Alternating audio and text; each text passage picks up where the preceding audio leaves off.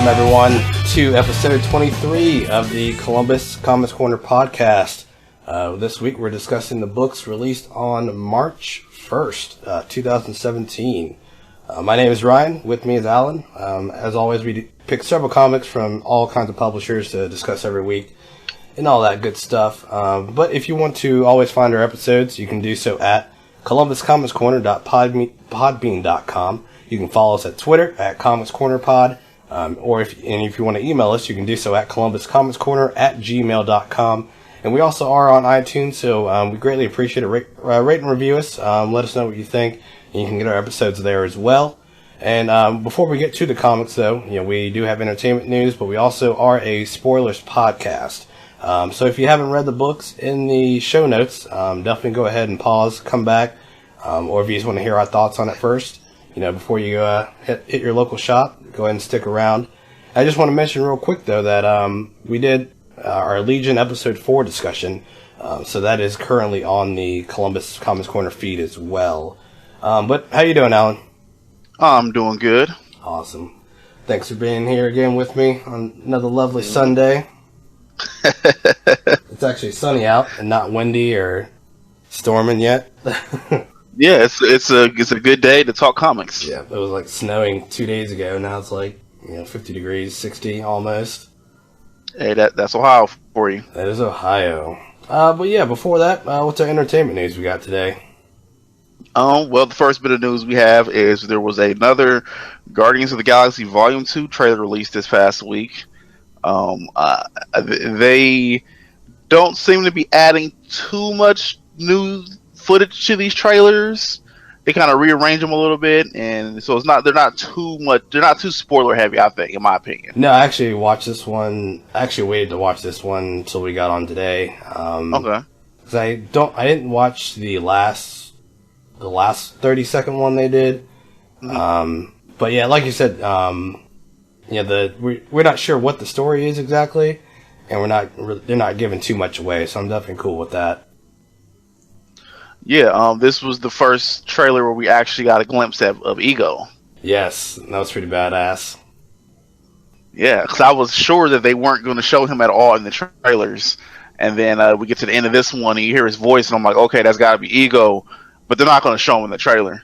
And then they showed him. Mm-hmm. And they're not going the planet route, where is the actual planet. As far as we know. As far as we know, there's one shot during the trailer that kind of made me think that might have been part of Ego, but we'll definitely see.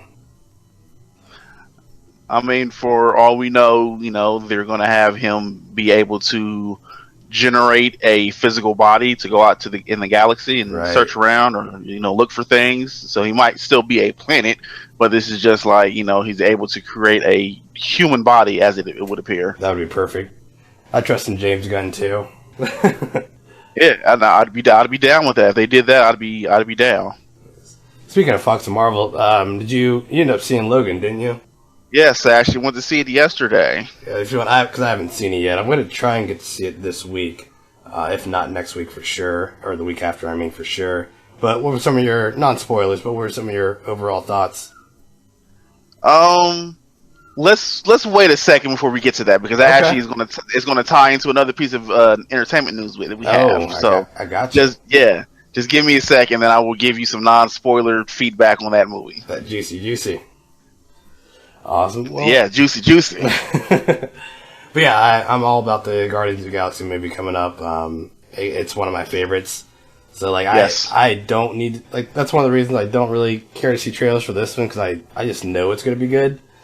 Because it's always just the first one's just a really fun time. So I can only expect them to go, just up the ante even more. And I can't wait to see more of Michael Rooker's character. What is his name? Yondu. Yondu, yes. I can't wait to see more of him. I want to see how Yondu and Nebula fit in with this whole Guardians of the Galaxy, because the way that they're advertising, the way they're showing it, they're making it seem like they're either going to join the Guardians or they're teaming up. Or like some weird relationship where they don't trust each other, but they have to in some way or another. Yeah, that's another. Yeah, that sounds a little bit. Rocket Raccoon, so that's going to be interesting. Yeah, And Groot said, welcome to the freaking Guardians of the Galaxy. Right. Except he didn't say freaking. Good stuff. Good stuff. But yeah, we're excited for that then, nonetheless. What we got next? Well, the next bit of news is another trailer. Surprise, surprise. This week we actually got a actual trailer to Alien Covenant. And oh my goodness. It hit all the alien marks. It hit everything. in a good way. Like that's, yes. They wanted to they know that's what fans want. And we got to see some of the engineer, which is cool to see. So we're still going to have some engineer in there, which we should still at this point have something with the engineers. You can't introduce something like that and not touch on it some more. Not at all. Yeah, exactly. They really didn't touch on it in Prometheus. No. So. But we have actual face huggers and actual xenomorphs in this one, and they had that shot of the xenomorph in broad daylight where you just see him on all his glory. I want to say that's the first time we've seen it in broad daylight now that I think about it. It is. That is the first time we've ever seen a xenomorph in an alien movie or alien-related movie in broad daylight. That's probably why I was so thrown off at first, like looking at the CG of it. Like it looked fine. But it was just like, is something wrong with this? I was like, oh no, it's just I haven't seen them in daylight or in a light place. You know what I mean? No, they've never been like no. So it has made it look amazing, and that was definitely a shot in there for fans of the Alien franchise. It kind of shows like, yes. You're going to get an actual xenomorph this go around, and it's going to be amazing. Oh yes, I can't wait. Oh, I can't even. This movie is probably the one I will be seeing opening probably that Thursday preview night. If I can get there Thursday preview night, I will, because this just looks amazing. I'll drop the $12 if I have to. If I can get tickets. Oh, that was a great trailer. Great trailer. Yeah. Man. Yeah, I'm gushing over here. I know, same reminiscing here. On that. I'm reminiscing on it. I watched all these besides the Deadpool one again right before we got on, and I'm still soaking it in. Did you watch the that little short they did prior? It was like there was a short. No, it was like a 2 or 3 minute featurette. It was just focusing on the team, like them getting ready to go into space and whatnot.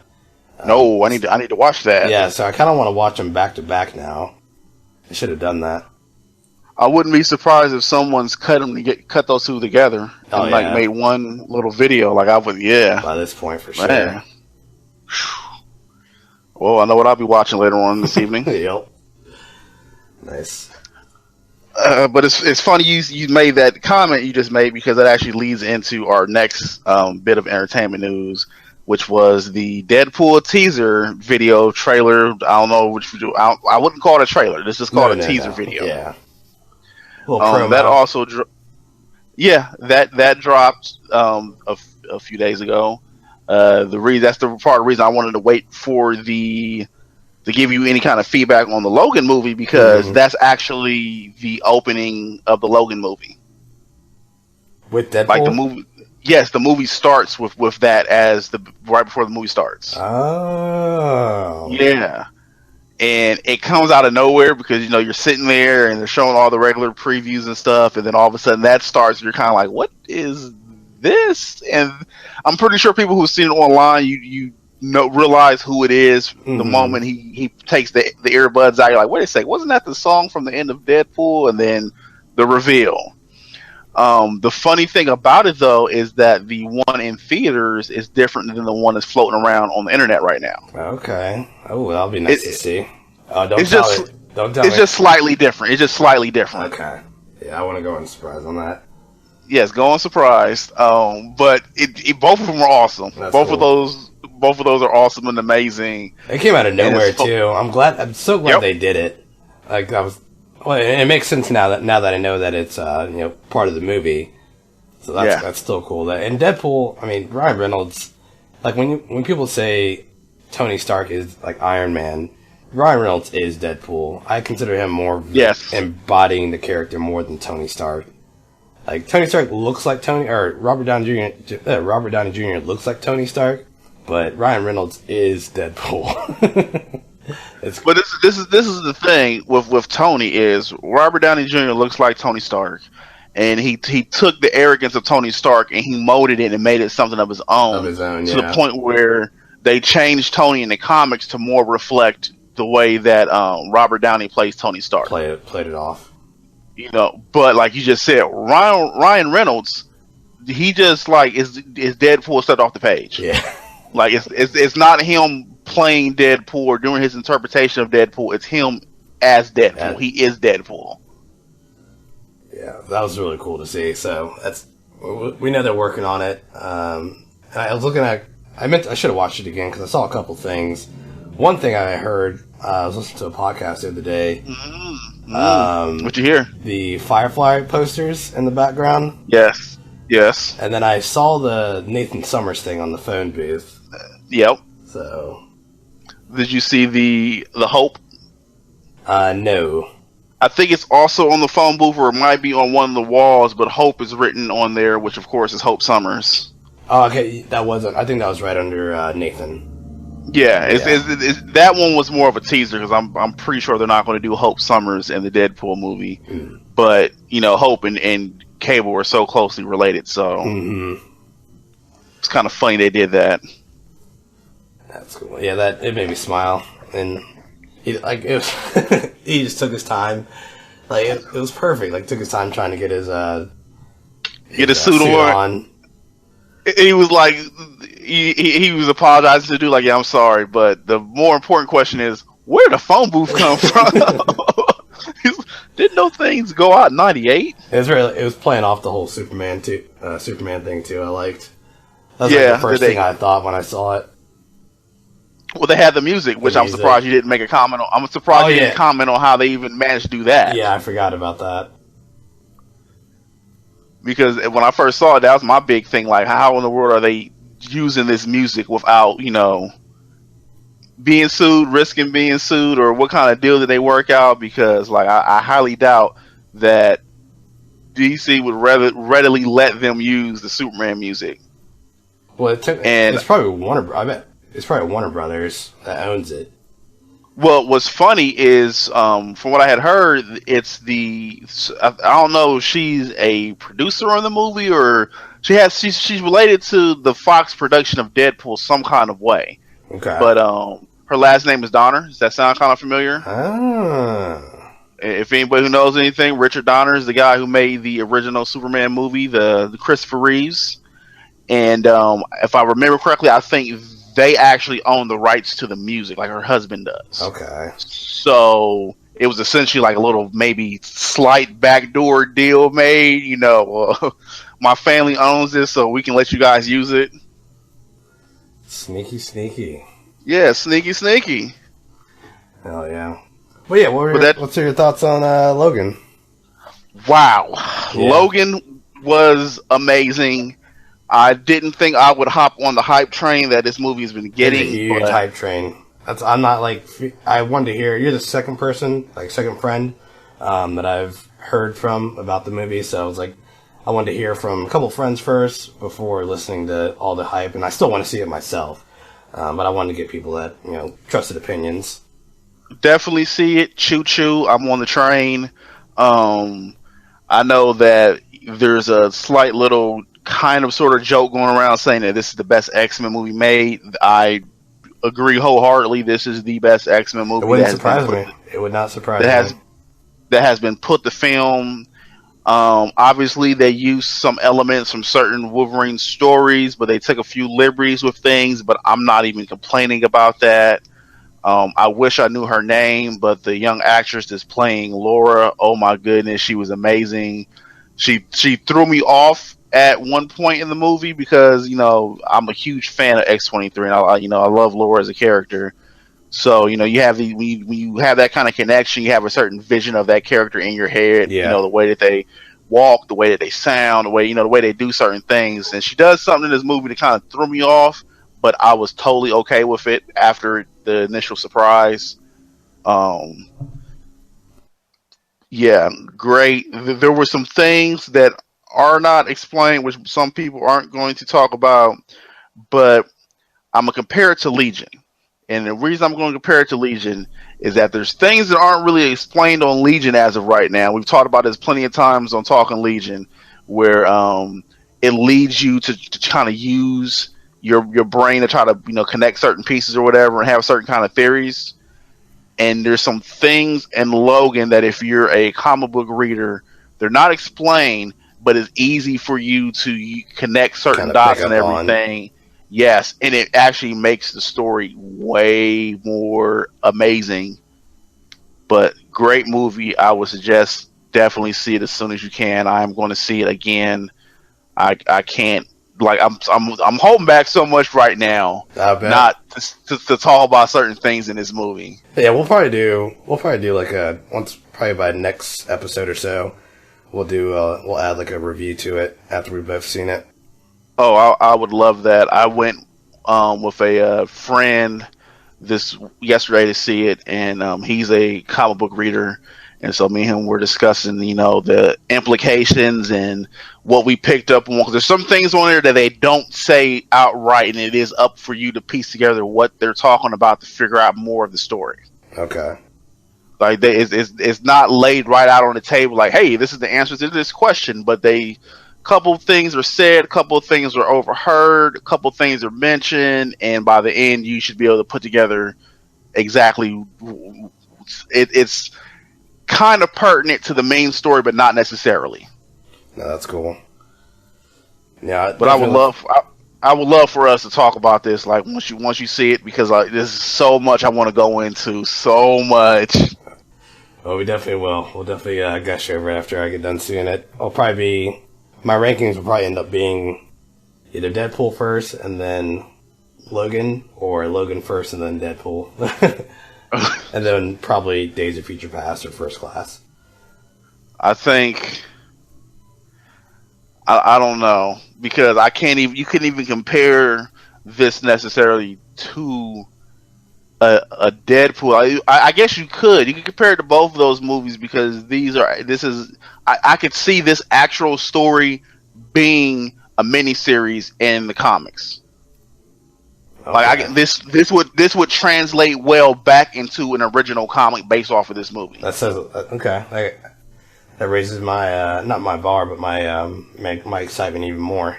Yeah, it would be original. It would be a great miniseries. Oh man, got me amped up again. I'm getting chills over here. I gotta see it. My one friend, Trevitt, actually, he described it as Hell or High Water with Logan in it. I haven't seen Hell or High Water, but I that's one of the movies I wanted to see, though. It's funny because if anyone who's read the Old Man Logan comic, it had that like Western feel to it, and they managed to put a slightly Western feel into this movie. And it's funny you said that, because there's something that is seen in the movie that relates to the overall story and the tone of the movie. Okay. See, see how I'm treading water right now. Like I'm walking on ice. Like there's some. You're the perfect person that'll appreciate this, because you'll be looking for little things here and there to pick out and everything, and see what it is that they're saying but not really saying, or what it is that they're implying. So vague. Yeah. And I'm trying to be vague right now, but there's some very vague things said in this movie that add up to something that'll have you like, wow. Nice. That's an amazing. I've done a pretty good job of avoiding any spoilers. People are doing a pretty good job, actually, on the Twitter sphere. Because you can't. You know what, people? This is going to be like Star Wars, probably, where people are going to do a pretty good job of not releasing any kind of major spoilers, like on purpose, until after like the first couple weeks has been out. Oh yeah. How it should go. Give it a few weeks at least. Oh man. I'm sorry. Everybody. Oh no. No, you're good. Wolverine was a very important part to me in my comic book life. Especially X-23 in there. I can't. And X-23, yeah. Well, let's move on. Let's move on to a sadder note. in the comic book news. Yeah, what's this bummer news that we got? So we're gonna switch it over to the comic book news now. So during I was kind of just looking for any news that was coming out of the Emerald City Comic Con, and I came across the Marvel panel, and there was with a bunch of the writers and whatnot, and Dennis Hopeless was asked a question by a fan, and they asked, "What is the status of Spider-Woman?" And Hopeless says, "It's my favorite thing I've ever done. Got her to a place where she got a normal life, then beat the crap out of her with normal life, and we'll give her back some peace by the end of it. But there's only one issue left, and the story is done for him." I'm hoping this is still going on, but thanks to one of our actually Twitter fans and fans of the show, Saren. She sent me some other stuff on it too, because she's a big Spider-Woman fan. So she found that Hopeless addressed the end of Spider-Woman. Our current run ends with issue 17, which is always the plan, Hopeless said. "It's my favorite thing I've ever done. It's really emotional to end it, but I think we told the story that we wanted to tell. And in our final issue, we'll give her a little bit of peace and happiness before we hit her in the face with something else." And so it sounds like, she's coming back in some way or form. And he says he has another thing with Jess in it, so she's not going away. And he's writing Doctor Strange and Jean Grey, so there's a possibility that she could appear in those, or there'll be a new series, or maybe Saren pointed out that there might be a Spider-Woman mini tie-in to Secret Empire because of her Hydra roots. Ooh, because when you first started saying what he was discussing at the panel, I'm thinking like, so are we going to jump back to a classic Spider-Woman, like a more Hydra oriented? Because I've told you about the Spider-Woman motion comic you should read, but it has to do with her days in Hydra and what happened with her with Hydra. Mm-hmm. And I've been wondering for a while if they would touch on it again. Yeah, if they would ever bring that back up, because the Spider-Woman that I was used to seeing was the reinvented Spider-Woman for the New Avengers. And she wasn't really necessarily happy-go-lucky and everything. She had the Hydra thing weighing over her head, and that was my real first introduction to her, was in the Bendis's New Avengers run with her. Yeah, but she had there was a lot of Hydra drama, and she had a lot of issues going on at that time period. And then once they decided that they were going to do the costume change and give her the baby, she's been a little bit, I don't necessarily want to say happy-go-lucky, but a little happier, I guess. Happier. Yeah, she's been happier. And I was just wondering how long it would take, or if they would even, bring back up Hydra or bring them back into it. And that actually gives me some hope that we may be seeing something happen with that. I think that would be interesting at this point. Especially if he's talking about they build her up, make her happy, and then smack her in the face with something. What's the biggest thing you can smack her in the face with right now? It's Hydra. With Secret Empire going on or coming up soon. Yeah, it's just tough to see this particular series go away. I mean, I'm glad they're ending it so well, but it's still tough. And that was my next thing I was going to say, is that I didn't read this whole series, but from what we did read and cover on the show, I enjoyed it. And anytime you hear they're ending the series, even if they're bringing in a new creative team to continue on with a second series, or just continue this series, you always are a little iffy, because the writing could be different. You don't know how far they're going to take it. It could be you go from a great creative team to a not so great creative team who doesn't really get the character or know what to do with the character. So, I mean, this leaves me a little curious, a little scared, and a little excited, all at the same time. Yeah, same here. More on the worry side, because it just sucks to kind of. Because I actually want to look at the January numbers again at some point to see what her sales were like for the latest issue, or the issue like 2 months ago. Yeah, because that last little arc that we did, that was great. Yeah. But at least, I'm glad he's ending it on a good note, though. Yeah. And has told an amazing story all the way through. It's kind of like, it's up there with Vision for me now. Okay. Alright. Yeah. Oh, yeah. Vision, Spider-Woman, I'm seeing the picture. But, yeah, Spider-Woman's been the thing I like from Dennis Hopeless the most. I read one of his X-Men issues, and I wasn't really digging it too much. And I think we kind of like mentioned that as well when we talked about it. So we'll see what he does. I mean, he's doing the Jean Grey book, so that should be cool. I do look forward to that. I forgot that he was doing that. It seems like, because he did Vision, right? Did he do Vision? That's Tom King. That's Tom King? Mm-hmm. Okay. Because it just seems some writers are better with working with the characters that don't have a lot of spotlight necessarily. Yeah, kind of bring. Like they may be characters you know of, but not like triple A characters.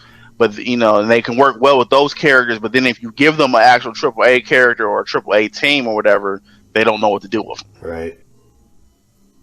So maybe that might be the case. I mean, we've said before we've never seen a Jean Grey book, and we're not even sure how they would go about doing a Jean Grey book. And he's probably the right guy to put it on it. Yeah, especially because I see where with what's been done with Spider-Woman, what could be done with Jean, because you need to slightly humanize her more. And she's at the point, since we have this younger Jean Grey who doesn't want to be the older version of herself, there's a lot of potential there to try to humanize her and try to distance her from the classic Jean. Yeah. So that could be fun. Yeah. But I'd still like to, even if it is a new creative team, I at least want to see her with an ongoing title. I don't want her to have, a tie-in every once in a while type deal, or only show up at events. Well, that'll definitely depend on themselves. Yeah. But I know that from what we read, they were it was good. That arc was really good. It's my favorite Spider book, especially after that clone conspiracy. And I didn't want to pick up a Spider-Woman book really after they made the costume change and everything. I was interested that she was having a baby, but I personally like the classic Spider-Woman costume. I don't mind this. Cool, the glasses throw me off sometimes.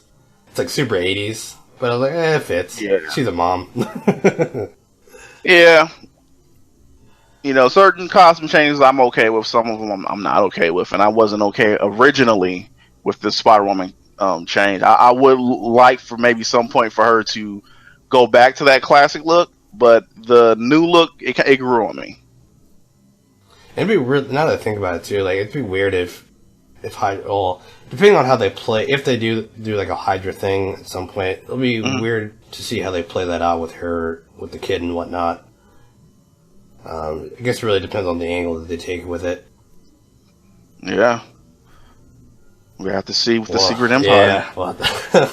Yeah, that's such a bummer. But yeah, moving on, we got some. We got to move on to happier things now. For the most part, this thing kind of came out of nowhere for me. John Carpenter returns with Tales of Science Fiction. Iconic genre writer director John Carpenter is returning with his own stable of science fiction stories in a new anthology series debuting this summer, titled John Carpenter's Tale of Science Fiction. Overseen by Carpenter and his wife Sandy King, the anthology series includes stories by Tom Sizemore, Louis Simonson, and James Ninnis, with art by Dave Kennedy, Guy Dorian, and Andre S. Parza. Sorry if I'm pronouncing the name, or mispronouncing the name. John Carpenter's Tale of Science Fiction is scheduled to begin with this July with Volt by Ninez and at Parza, and Vortex by Sizemore and Kennedy, followed in March by Simonson and Dorian's Untitled. So I guess that was written really weird. So I guess those are the titles of the books that are coming out during the months. So yeah, I was like, okay, John Carpenter writing some weird science fiction. I'll give it a shot. Not surprised. I'm a John Carpenter fan, and I know his love for science fiction and B movies growing up, and I have a similar love for some of the same things. I pretty much like all John Carpenter movies. I can't really necessarily think of one off the top of my head that I don't like. Probably Escape Watch from your LA. mouth. Escape from LA. Escape from LA wasn't that bad. It was no Escape from New York. I will give you that. I will give anybody that. It was no Escape from New York. Escape from New York is a classic. It definitely seems like he was trying to make it like a big budget blockbuster action movie, and he shouldn't have. That surfing scene. Oh, I put that out of my head. You just reminded me of that. Like, oh, I forgot about that. Okay. I watched it not too long ago again, a couple times, like over and over, and I was like, oh, yeah, this doesn't hold up as I thought it did. Okay, well, I'll give you the surfing scene. Definitely give you the surfing scene. That was a bad scene. But yeah, I mean, at least he's gonna be writing some books. I look forward to seeing what kind of weird, science fiction story he tells. Has he written other book or like comics or other books before? I'm assuming he has. I mean, not that I know of. He could have at some point in time. I'm not really sure, but I mean, he's made a bunch of science fiction movies and remakes that to me show his love of the genre. I mean, The Thing, the Blob. I mean, and all the synth music. Yeah, I love John Carpenter's composition. Man, I forgot that talented guy. Yes, he is. Well, cool. Yeah, this could be awesome. Yeah, it could be awesome. We'll probably. I'm assuming it's going to come out in the States. We'll probably at least try out one of these. I mean, I hope so. The first one, it says, comes out in July, and my birthday is in July, so hey. Hey. Maybe he'll send you one for free. Hey. Columbus Comics Corner. John Carpenter. I'd love an autographed copy. That'd be sweet. Awesome. Cool. We got some other... a couple pieces. This last piece though is from. Well, it's two pieces, but this last piece is from the last piece of the ECC news. And so Valiant, they're kind of really the only ones that made like a bigger comic book announcement. Really, I think the only one that I could find. But Jeff Lemire introduces Bloodshot's daughter and punches Nazis for Bloodshot Salvation #1 in September. So Valiant is kicking off the weekend's Emerald City Comic Con announcement with the big one. First word on Bloodshot Salvation #1, a new ongoing series debuting in September from writer Jeff Lemire and artists Louis Larissa and Miko Sinwan. And this is a quote from Jeff Lemire himself. I think anyone who becomes a parent, their worldview instantly changes. Bloodshot is no different, Lemire said. Being this character that comes from such history of violence and has so much violence built into him, I think that would be terrifying. You wouldn't want to bring that into your child's life at all. And I think the tension is exactly what the book is kind of about, said Jeff Lemire. And the new series will pick up with a new jumping on point several months after the events of this month's Bloodshot Reborn #0. Will begin the next chapter of Lemire's long-term Bloodshot saga with twin storylines chronicling the introduction of Bloodshot's daughter, Jessie, across two timelines in the modern day and near future. And I follow, just about everything Jeff Lemire does right now, because that man's busy. He's writing so many books, drawing so many books. And I've been looking for a new, jumping on point for Bloodshot. Because I haven't read too much of the newer... I really haven't read much of the Bloodshot at all. Besides, a Commander Bloodshot. That was kind of a Stalin universe thing that they're doing. Yeah, well, their universe is, really hard to kind of grasp for new readers. But I look forward to this. I know you're not familiar with, Bloodshot or, besides, some of the stuff we cover on here for Valiant stuff, but does this excite you at all? Yeah, like you said, I'm not really too familiar. I think anytime, just by the synopsis, I think anytime you have a character, like they said, that's synonymous with violence, and then all of a sudden they have a child, I think you have a lot of potential for some great storytelling. it kind of makes me think of what they could have done on the DC side with Deadshot. With Deadshot, yeah. Because I think just the synopsis here just made me think like they might have missed the potential of what they could have told with some Deadshot stories. Yeah, they've always put it to the side. I mean, I haven't read many stories. I know there's a bigger storyline that has his daughter in it, but it doesn't seem like there's a lot of them that focus on her daughter. She's always kind of thrown off to the side. Yeah, that's how it seems, and this seems like with Bloodshot, they're not going to do that. Like she's going to be crucial to the story, to both of these, since there's going to be dual stories. Yeah, it seems like she's going to be crucial to the actual overall arc or storyline, or however they're going to do it with her. I mean, obviously it's his daughter, so she's probably going to be an ongoing character for a very long time. So this may completely change the character. And yeah, I look forward to it. And the art's always really good on these Bloodshot books. Overall, the Valiant art team, all the art teams there, really killing it. So it's good to see them blowing up. I wish they released they showed some footage from their Ninjak web series, starring Jason. What is his name? Jason David Frank. Yes, Jason David Frank. So I can't. Hopefully that's released online soon. Because that whole news has been quiet for a while. You're going to get to see that guy in something else. In person. Oh, is he going to be at? Yes, September? he just announced it. He just announced it this week. Oh, really? He'll be in October, in August when they come. Oh, cool. I'll have to.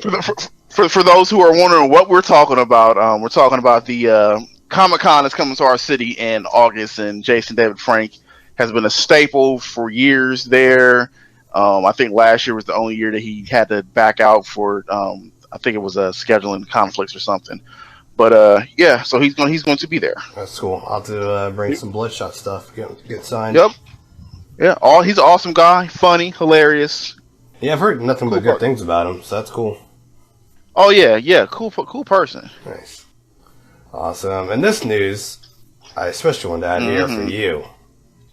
Yes. Teen Titans, the Judas contract rushed back to print ahead of animated film. The funny part is, rushed. Why was it rushed? Like all of a sudden it's like, it's coming out like in a month. Right, put it out now. Right. Like, why should it not even come out on time at this point?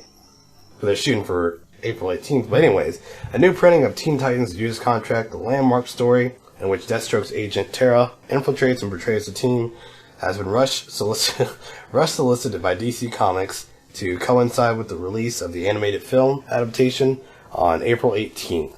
The new printing of Judas Contract is scheduled to arrive in stores April 26th. Hey, they're trying to make sure it gets out. Oh man, DC, you crack me up. You've known about this forever. Yeah, like you knew the movie was being put out. Like, why would you just be like, "Oh, we're putting out a movie based on one of our most successful storylines that introduced so many characters to people and cemented in people's minds, who the Teen Titans are. Maybe we shouldn't put the book back out." Right. And then 2 or 3 months out, you know what? Harry put it out. Rush it. I hope they give more details in the next day. I hope so too, because I'm sure there are plenty of listeners who know exactly what the Judas contract is and know what I mean about that that comment I made about the Titans. But for those who don't know, the Judas contract was essentially the version of the Teen Titans team that people always consider the only version of the Teen Titans team. That's the one with Robin and Cyborg and Starfire and Raven and Beast Boy, and like the one they make all the cartoons about were the Teen Titans that were in this book. So all of those factors just baffles me, like why they would be rushing to try to reprint this. Makes no sense.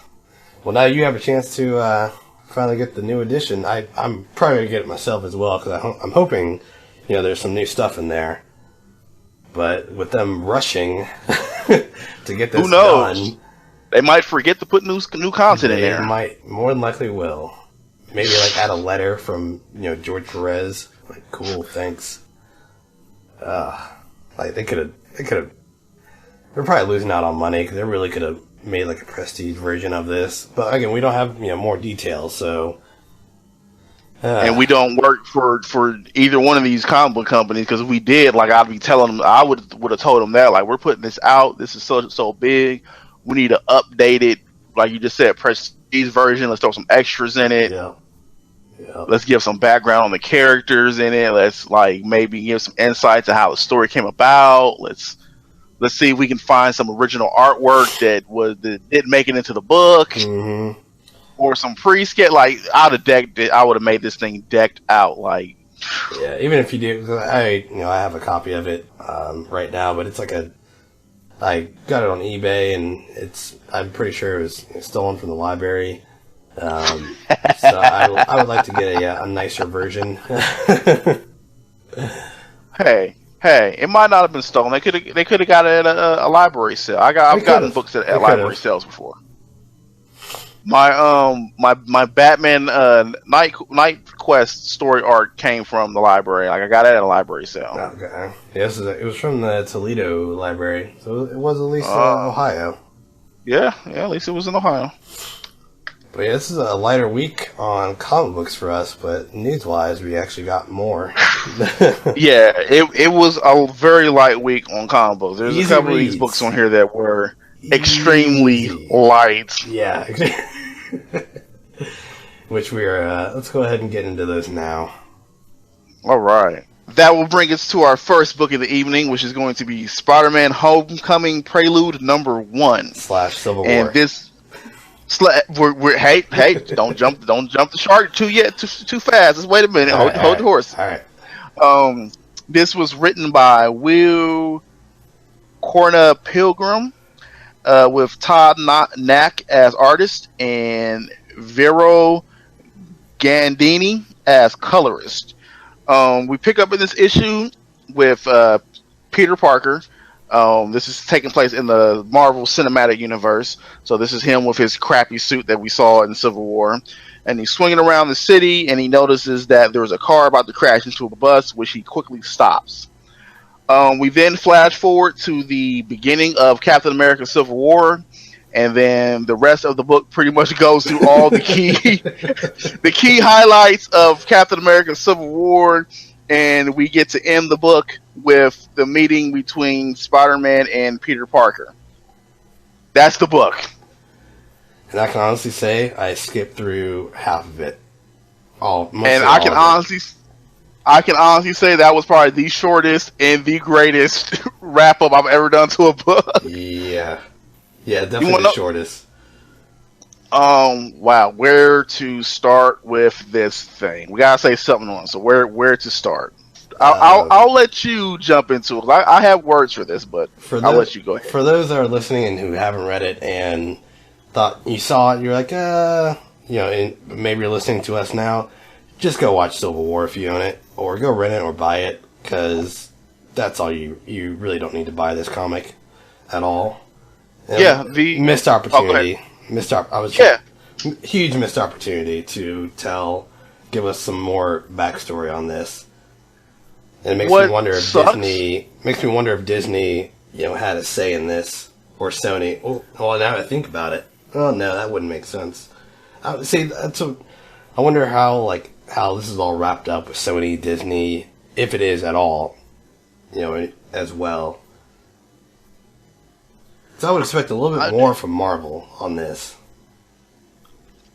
I have a prediction. First, I'm going to make a comment, then I have a prediction. The comment that I'm going to make on this is, I'm going to first agree with what he just said. This is basically the first half of Civil War. The only thing you get that's different is the first two pages.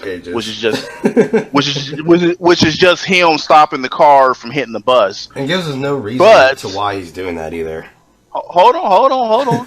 That scene though was actually in Civil War, because that's the footage that Tony Stark brings to him in the movie and says, "Isn't this you?" It was the scene of him stopping the car from crashing into the bus. So that's why they did it. Yes, even the one scene that gives us, an outside glimpse of what was going on besides Civil War is still in Civil War. and makes another appearance in this book because they hit note from note, almost word for word, all the dialogue. That's why I and all the scenes.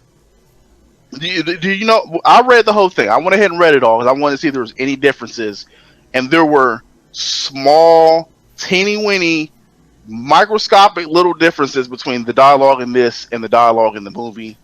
And the only differences were like the scene where where Bucky escapes custody and Black Panther's chasing him through the building, and he like lands. He goes, "Ugh, where's he at?" That was like it. It was things like that. Everything else, all the dialogue was the exact same. The meeting that Tony Stark and Peter had at his Aunt May's place was the exact same conversation. Yeah. Like it was literally, and they literally, when I say they hit all the key moments from Civil War, that is exactly what they did in this book. The first moment they hit was the fight between Crossbones when he set the bomb off. And then the second moment they hit was the Tony Stark being confronted about the death of the lady's son, which started off his whole thing through the movie where he was feeling bad about, them not having any kind of rules on them. Oh, and I take it back. There was another part in the book that wasn't in the movie, and that was the little mini conversation between Aunt May and Peter Parker when they were watching the news about what happened at the Sokovia meeting. Yeah, I did read that. Yeah, but other than that, they hit the chase scene with. They hit part of the chase scene with Falcon, Captain America, Bucky, and Black Panther. Then of course they hit the part where Bucky escapes and the Baron Zemo reads off the trigger words and everything. So they're literally hitting all of the key action things from Civil War. Like that's literally what it is. And then, like I said, it ends with the conversation that Tony and Peter are having right when Peter webs up Tony Stark and is like, "Don't tell my aunt, let's go." So my prediction is that since this is a 2-part book, I'm guessing that the second issue, the second book, the first half of that book is going to be finishing up Civil War, and then the last half of the book is going to be actual prelude to Homecoming. That's hard. That's hard to say for me. After reading this, it really soured everything. Well, I get that they don't want to go back into origin territory with Spider-Man because this is dealing with the movie. Origin, maybe even him just hanging out, doing his thing, something other than showing a Civil War and the generic art. There was just no care. There was no care put into it. It felt like. I'm totally agreeing with you. I am totally 100% agreeing with you. I just think that that's what they're going to do. Is because I think that once I got halfway through this book and saw that it was essentially Civil War, I was like, so the first book is going to essentially be Civil War, and then the second book is going to be leading up to the movie, and then I saw where they ended it. I'm like, well, they still haven't done the airport scene, and they still haven't done the scene where he's talking to Aunt May about how he got beat up. So I'm like, that's going to be the first part of the next book, and then the last half of that book is going to be setting up the actual setup to get you ready for what you need to know going into the movie. So we're probably actually going to get to meet some of his friends and see what school he's going to and everything, and maybe find out a little bit more about the web shooter that he got from Tony Stark. So that's what I'm guessing is going to happen. But yeah, if you were expecting anything more from this book, don't buy it. Just watch Civil War.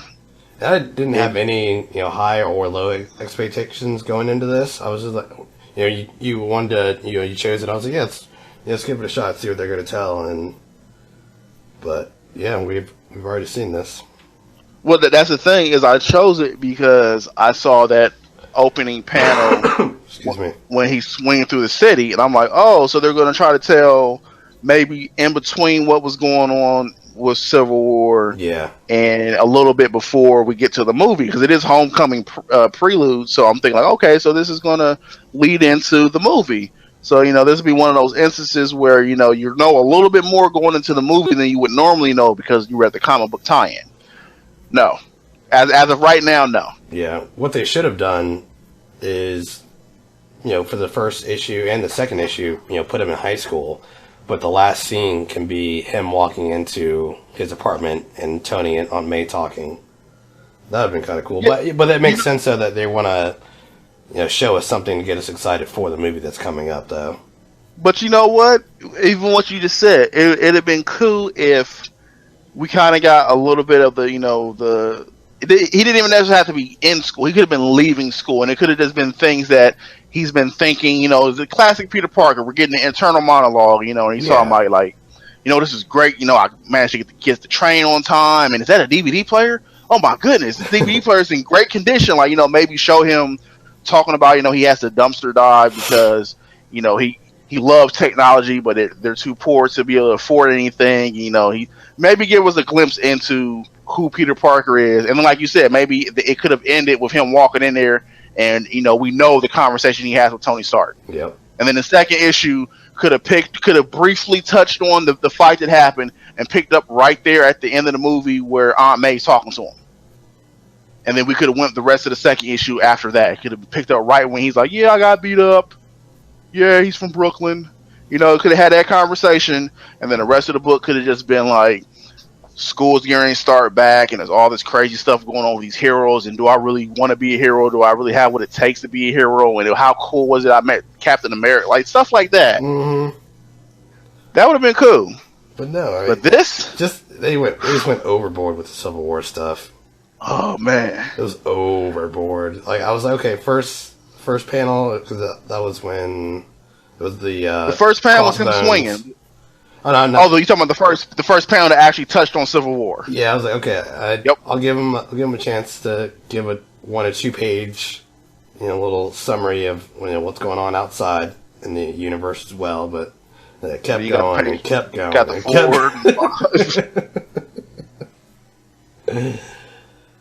Well, see, and see, I was cool until after the conversation with Peter and Aunt May when she's watching the news, and then I turned the page and it was like, wait a minute, this is the chase scene from Civil War, and then I flipped the page like, wait a minute, this is the part where they locked him in a cell, and you keep going like, wait a minute, this is when Zemo, this is just Civil War. Yeah. This is a condensed version of Civil War. Didn't even get any Vision. Where's my Vision at? No Vision, barely got any Scarlet Witch. Yeah, I'm disappointed with this. Out of curiosity, I will read the second one. I will too. Just out of pure curiosity, but the excitement I had for what this could have been is gone. Yeah, it does not take away any excitement from the movie as well, or at all. Oh no. I still want to see Homecoming. Yeah, but this could have easily elevated our excitement for the movie. Yeah. Then this could have elevated a lot of people's excitement. Yeah. Give us stuff leading directly into the movie, because I'm not sure how long after Captain America that Homecoming is supposed to take place. Right. But even if it's 3 months after Captain America, give us the prelude. Let it be those 3 months. Let us, maybe by the time, Captain America ended, he was on summer vacation or something. And we're just going through summer vacation with Peter Parker, and he's just talking about his experiences and how he's nervous and excited for the next year of school. And, maybe something like that. Just give us anything but a condensed Captain America Civil War. Anything but that. He was only in it for 3% of the book. Spider-Man was, you know what I mean? Yeah, just like the movie. But yeah, we can move on from this. Yes, let's go to something else, please. Yeah. Next book. So now that'll bring us to James Bond, Black Box number 1, written by Benjamin Percy, art by Rafa Labasco, colors Chris O'Halloran, and letters by Simon Bolin. And so yeah, Bond in his classic fashion skis down to a vantage point where he puts together his rifle, getting ready to take out his target. To his surprise, though, someone has been camping out a bit longer than him and takes his kill. And from there, a chase ensues when the mission doesn't go Bond's way. And he's thrown off when the masked sharpshooter is revealed to be an attractive woman. And now Bond's smitten, and with his guard down, allows the woman to get away. So then we jump to MI6 headquarters, and Bond meets with M, and is debriefed on a online security breach targeting high-ranking officials. And M himself seems to be worried about the secrets that are hanging over his head. And then we jump to where Bond is flown out to Tokyo, where the hackers, are believed to be originated from. And there he meets with his tech specialist to get the latest gear he'll need for the mission. And the issue ends in a night right away, and with Bond's new crush keeping an eye on him in Tokyo. So what did you think of this first jumping on point issue? Well, this is my first 007 book. It's the first time I've ever read a James Bond comic. The first half of the book maybe seemed like a 007 movie to me. Like after the chase, after that chase, I was ready for him walking across the screen and then shooting the page. He played it real safe. Oh yeah, it felt like a James Bond, like the first quarter, maybe not even quarter of a James Bond movie. So I guess from that aspect, they did very well. Yeah, they hit all the tropes, the Bond tropes that you would want to see. Kind of getting you mostly set up for what's to come in Tokyo now. Yep, I enjoyed his sniper's ski. Yeah. His little sniper ski pole he had. Oh, that was good stuff. I like the overall art to the book was good, at least. It wasn't really much to the story, because that's when I kind of say, when I said the Bond tropes, you get a lot of Bond tropes up until he gets to MI6 and is debriefed on this mission, and his smitten crush is now looking on to him. So I guess, didn't really give us much of a story besides sending us to Japan with James Bond at this point. Yeah, we didn't get much. We got him trying to do the assassination at the beginning, which he couldn't go through with because the target was with I'm going to guess his wife or girlfriend. We got the James Bond line where he's fighting the assassin, the one that shot the guy instead, and he's like, "You're gorgeous." Yeah. It's like, oh Bond, already smitten. We got the rundown of what his next mission basically involves with the data hack. We got a glimpse at the gadgets that something tells me are going to be exactly what he's going to need to complete this mission. Oh yeah. And then we ended with the mystery assassin following him, and we find out that it looks like he is the next target on her hit list. So we really didn't get a ton in this comic. Yeah, and it's not that it wasn't bad. It was no, not by far. Definitely better than Homecoming. Oh yes, because anything's gonna be better than that. Much this better. Week. But yeah, overall, definitely enjoyed the art. It definitely set the tone for the book. It was the right feel. But yeah, if you want to get all the the Bond tropes before getting into the mission, definitely go pick this up. Yeah, you will definitely get exactly what you're expecting. You get exactly what you expect from James Bond. Yeah, that's what I said. Benjamin Percy's playing it safe right now with this first issue before jumping on. Well, of course, if you got something crazy planned with an established character in the first issue to make sure people at least stick around for the second issue, give them the tropes they want. Give them what the only thing that was in this movie that wasn't in this book that's a James Bond trope was the martini. No, yeah. I did like that was the only thing that wasn't in here. The Knight Rider when he's driving the car out the van or the back of the tour bus. Yes. That was the first thing I thought of when I saw that. And someone would have had to seen him in Tokyo doing that in the middle of the downtown. Yeah, in the middle, yeah. And it's not like there weren't a bunch of people outside. No, there are cars. When you look at it, yeah. I guess they just feel like that's what always happens in Tokyo. Yeah, it goes down like that. It's normal. Definitely not. It's probably for a movie. So that'd probably be my even though it's kind of cool because it is James Bond, doing his thing, but yeah, in real world, I guess it just wouldn't work. Of course, it wouldn't work. Like, there'd have been people pulling cell phones out and calling in, like, yeah, there's a car that just came flying out of a back of a bus. But it's always interesting to see these franchises, thrown onto comic books, and interesting to see what kind of stories they try and tell with this. Oh yeah, I've said it before. We're getting back to that age where everything has a comic book. Oh yeah. We've seen this through the history of comics. If you look at the history of comics, you'll see there are time periods when everything has a comic. Things you would not expect to have a comic have a comic. And we've covered quite a few of them lately. Oh yeah. It seems to be a recurring thing on this show. But yeah, really not much else to this one though. Yeah, these first two comics, not a lot, but again, this was definitely way better than reading Home. We actually got a story in there, so I'm fine with that. Yeah, it wasn't a rehash of something we've already seen. I mean, some people would argue James Bond's always a rehash of something you've seen, but this was not a rehash of something we've seen. No. Yeah, like straight out of a movie, like the movie. Yeah.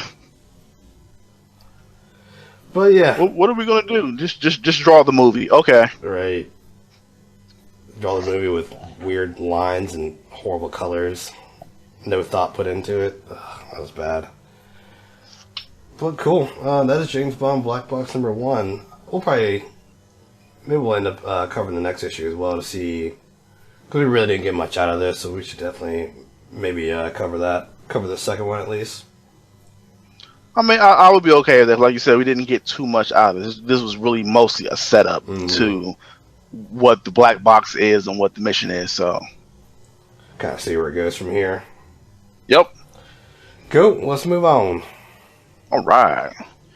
That'll bring us to our next book of the evening, which is going to be Harley Quinn number 15, which was written by Amanda Connor and Jimmy Palmiotti, and features Cara Evans as artist on pages 4, 11, and 14 through 16, and John Timms as artist on pages 12, 13, 17 through 20. And Joseph Michael Lenzer did pages 1 through 3. Alex Sinclair was the colorist on this issue. And we pick up in Gotham City in the year 2167, where it seems Batman has taken over Gotham. And we see somebody that's actually preparing for a fight.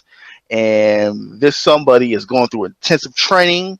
And they later are suited up in a Batwoman type costume. And they destroy a Harley Quinn doll. From there, we jump back to the present. Where Zurkon has actually handed it to Attila and Harley Quinn, and they have the bright idea that they're going to need reinforcements because he's too strong for Attila to handle by herself. So Harley offers to stay behind while she goes to get reinforcements, and while she does, Harley decides to have a heart-to-heart with Zurkon. And she kind of tries to get inside of his head and see what it is that he expects to happen when he conquers the world. In the meantime, Attila is actually going to pick up backup, which turns out to be Power Woman. The rest of the issue is pretty much just Harley trying to explain the ins and outs of this world and, different foods and customs and how it was going to be harder for him to actually control the planet than what he thinks. We then get a shot of the elusive vampires we've been waiting to see, who are actually picking up some dinner, even though they're not supposed to be doing this right now. They're kind of going out the bounds of the rules and grabbing this snack. Harley actually takes Zurkon out to eat, and most of the rest of the issue is Power Girl and Attila trying to find exactly where Zurkon is. With brief glimpses of the hit being done. If you remember from the last issue, there was a hit put out on 2 targets, and one of the targets is being tracked down now. But now that Harley Quinn has been seen on the news, things may change. We wrapped this issue up with Power Girl and Attila finding Zurkon, who is leveling part of New York City. What were your opinions on this, my good friend? Again, this is everywhere. What so much foreshadowing and you foreshadowing know what? Even more things now. And I opened this book up, and instantly I just flashed back to last week's episode. It was like, yeah, we've been opening up these issues with like previews of what might be the next story or might be a different arc, and then all of a sudden we're just jolted back to the main story. Yeah. Oh my goodness. Like, what is going on here? I feel like I was discombobulated. There was more butts and boobs drawn in this. There had to be. She had on her. Remember in the last issue, I told you they didn't really show it, but she had her Power Girl outfit on. That was her superhero costume. So they kind of had to show more butts and boobs, especially when she was like, "Yeah, good thing I keep some butt money." It's like, what? Yeah, but halfway through this, maybe by like the 10th to 11th page, like when her and Zurkon kept talking, I looked down at the page count. I was like, what? How long is this going on for? Like, yeah, this most of this issue was Harley Quinn trying to psychoanalyze and convince Zurkon what he was doing was wrong. Basically beat him mentally, which was interesting to see Harley Quinn take that route. But at the same time, it just felt like it was so stretched out. And so we got, vampires again. Yep. For a brief moment. And I thought it was funny that 2 pages. Yeah, I thought it was funny that the homeless guys were like trusting these sketchy looking people to take them somewhere. Like it would have been cool at least if they were like in disguise, like a business dude or something like that. But I don't know. That's a kind of a minor nitpick, but it just hurts the overall enjoyment of this book again. And then the one homeless guy, I looked at him and he kind of turned and smiled and said, "See you soon." See you soon. Yeah, this book is starting to get off the tracks. Whew. Or it's actually is off the tracks. Not in a Tank Girl way. Oh no, because at least in the Tank Girl way, like it jumps off the track and it makes some sense. There in this book by itself, there's 3 different storylines going on. 4. How you count 4? Because there's the future one they started now. There's the story with Harley Quinn and the thing going on with Zurkon. Mm-hmm. And wait a minute, you are right. Yep. And then there's the vampire. That's 3. That's 5 actually. And then 4 is I can't think of her name right now, but the hit woman.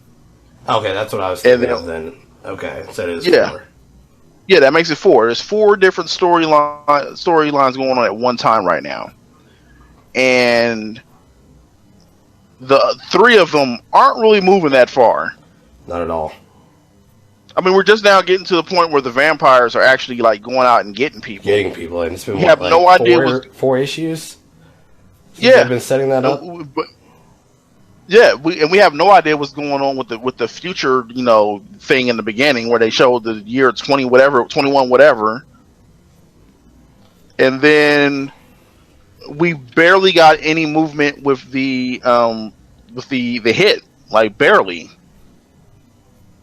I mean, she has her guns now, she has her target, she knows exactly where her target is, but now it looks like she's probably going to get sidetracked because who's on TV? Harley Quinn. Right. Who she hate? Harley Quinn. And all the artists on this do not help it at all. Like, some of the art was not very enjoyable throughout some of this either. Like, the classic Harley stuff was fine, but whoever else was doing the other stuff, like the Power Girl scenes and some of the other scenes as well, just wasn't good.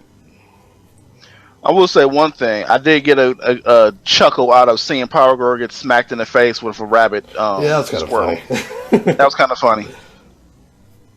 She was and Attila was dying. She's like, Attila, what's funny? I expect more from you. She's like, I'm sorry, poor little thing. What's your face? Yeah, this we're holding out for crossing our fingers this will be better by the time Paul Dini maybe does something. Maybe they're kind of just stretching this out until they start that whole thing. Maybe they have a new plan, because this is at this point that's what I'm hoping for. At this point, I'm like, you know what? I'm hoping that this is just being stretched out until that time comes, because I don't know. I can't find enough in this. Yeah, I can't find enough in here that I like. I mean, there's stuff in here that I do like, but it's just not enough of it. I feel like we've covered, since starting the show, we've covered a Harley book on every or not every episode, but every issue. At least every other. So that bi-weekly, and that's probably hurting this as well. It is, and it didn't used to be that way. It used to just be, oh my goodness. Yeah, and you being, a Harley fan and a Harley reader, for you to even not be enjoying this, you know what I mean? Like, I'm not the biggest Harley fan. We do it for the podcast, and some of the issues I have liked, but then lately it's gone off the rails these past 3 issues. It started going off the rails when they got to the Joker second. thing. Yup, it was the second or third issue of that Joker arc where it was just like, okay, this is going off the rails, and then that ended, and we started getting into this. But even then, like, the seeds were planted in that, because that's when they started, dropping the vampire thing, and then we jumped into the whole, oh, we're going to give you the first page. It's going to be something that has nothing to do with anything in the book, and you may not know when it's going to come back up. If it does, yeah. Because I'm like, wait a sec, 20, 21, whatever, and then I turn the page, and it's like, there's just 3 pages. 3 pages dedicated to 2167. No explanation of anything. We just see all this Batman stuff, and we see her beating up the Harley Quinn doll, and the punching bag she's punching is a Harley Quinn punching bag, and they've got all this Batman stuff hanging up on the walls, and it's like, what is this? Who is this? What is going on? Why are we in the future? What fight is she talking about going to? And it's then, super ballsy to keep doing that, too, like to introduce something brand new at the start of the issue, and then not touch on it until 2 or 3 issues. Like, this was like, when I saw that, I was like, are you serious? Like, we're getting something. I knew right off the bat this is not going to be touched on after the first 2 or 3 pages. I will agree with you, because this is I'm going to predict. This is what's going to happen. This is issue 15. Issue 16 is going to wrap up this whole Zarkon thing, right? Issue 17 is probably going to finally get into the vampires. And then we're going to kind of sort of in the background start moving the side story of the hits that are being placed on the 2 victims. And then even further in the background, we're going to move this Gotham 2167 a little bit further. But at the start of that next arc, we're going to get introduced to something totally different. So we're going to have another 4 story arcs going on at one time. That's intense. Maybe they know that things are getting ready to change up there so much, so they're like, these are the next few arcs we planned on telling, and we're not going to have the time to tell them, because this would have taken a year maybe to tell all these arcs by themselves. So maybe they're just combining them all, because, like you said, that time's running down, so they need to get out all the Harley stories they got sitting, in the play box. Yeah. Before the writers switch and artists switch. So maybe that's what it is. Maybe they're trying to jam all these together at one time to get them all out, to ensure there's no extra stories so they can't be like, well, there was one story we didn't get to tell. After this arc, though, I might have to take a stand and not touch this until it comes back with Paul Dini. Because this is just it's starting to get nonsense, or become nonsense. I would not be upset with you if you said that. So I've loved Harley, since the animated series. But yeah, I kind of like just fell off reading her comics and whatnot when she kind of changed over to this new version. So yeah, I always want to give it a chance, but this storytelling is just all a horrible bonkers, not a good bonkers, a bad. And bonkers. See, there were weird stories at the beginning of her New 52 run, but they were always like 2 issues at the most, and they're done. And there was no mystery story out of nowhere, and then picking it up, 6 issues later. It was none of that. Like, all of this stuff that's going on is pretty new. Normally this little arc right here with Zorcon would have been wrapped up in this issue. They would have started in the 14, wrapped it up in 15. In 16, we might have started the vampire thing, wrapped it up by like 17. 18 would have probably been the future thing. Like, we would have had 2 issues at the most of an arc. And I know the book is selling well, so that's probably why they're continuing the bi-weekly shipping on this. Because people want to love Harley. Yeah. Yeah, it's making it hard. They're making it hard for me. And they got people like me who will go in there and get it every week, hoard it. Get it every week and buy every cover. Yes, I have so many variant covers of Harley Quinn. It's ridiculous. But that's really all I got off for this book. Yeah, let's jump to something else. Yes, it gets better from here, I think. Yes, it gets a lot better from here. So that's going to bring us to Judge Dredd, Annual Number 1. Writers on this is Ulysses Ferranis, Eric Freitas, and with art by Ulysses Ferranis, Dan McDade, Ryan Hill, Pablo Tunica, Melody Often. So yeah, there's kind of 3 stories in here. We're kind of just going to instead of giving a summary for this one, with it being an annual, we're kind of just gonna give our thoughts on the overall presentation, what we thought of the stories in there and whatnot. But I'll kind of start off.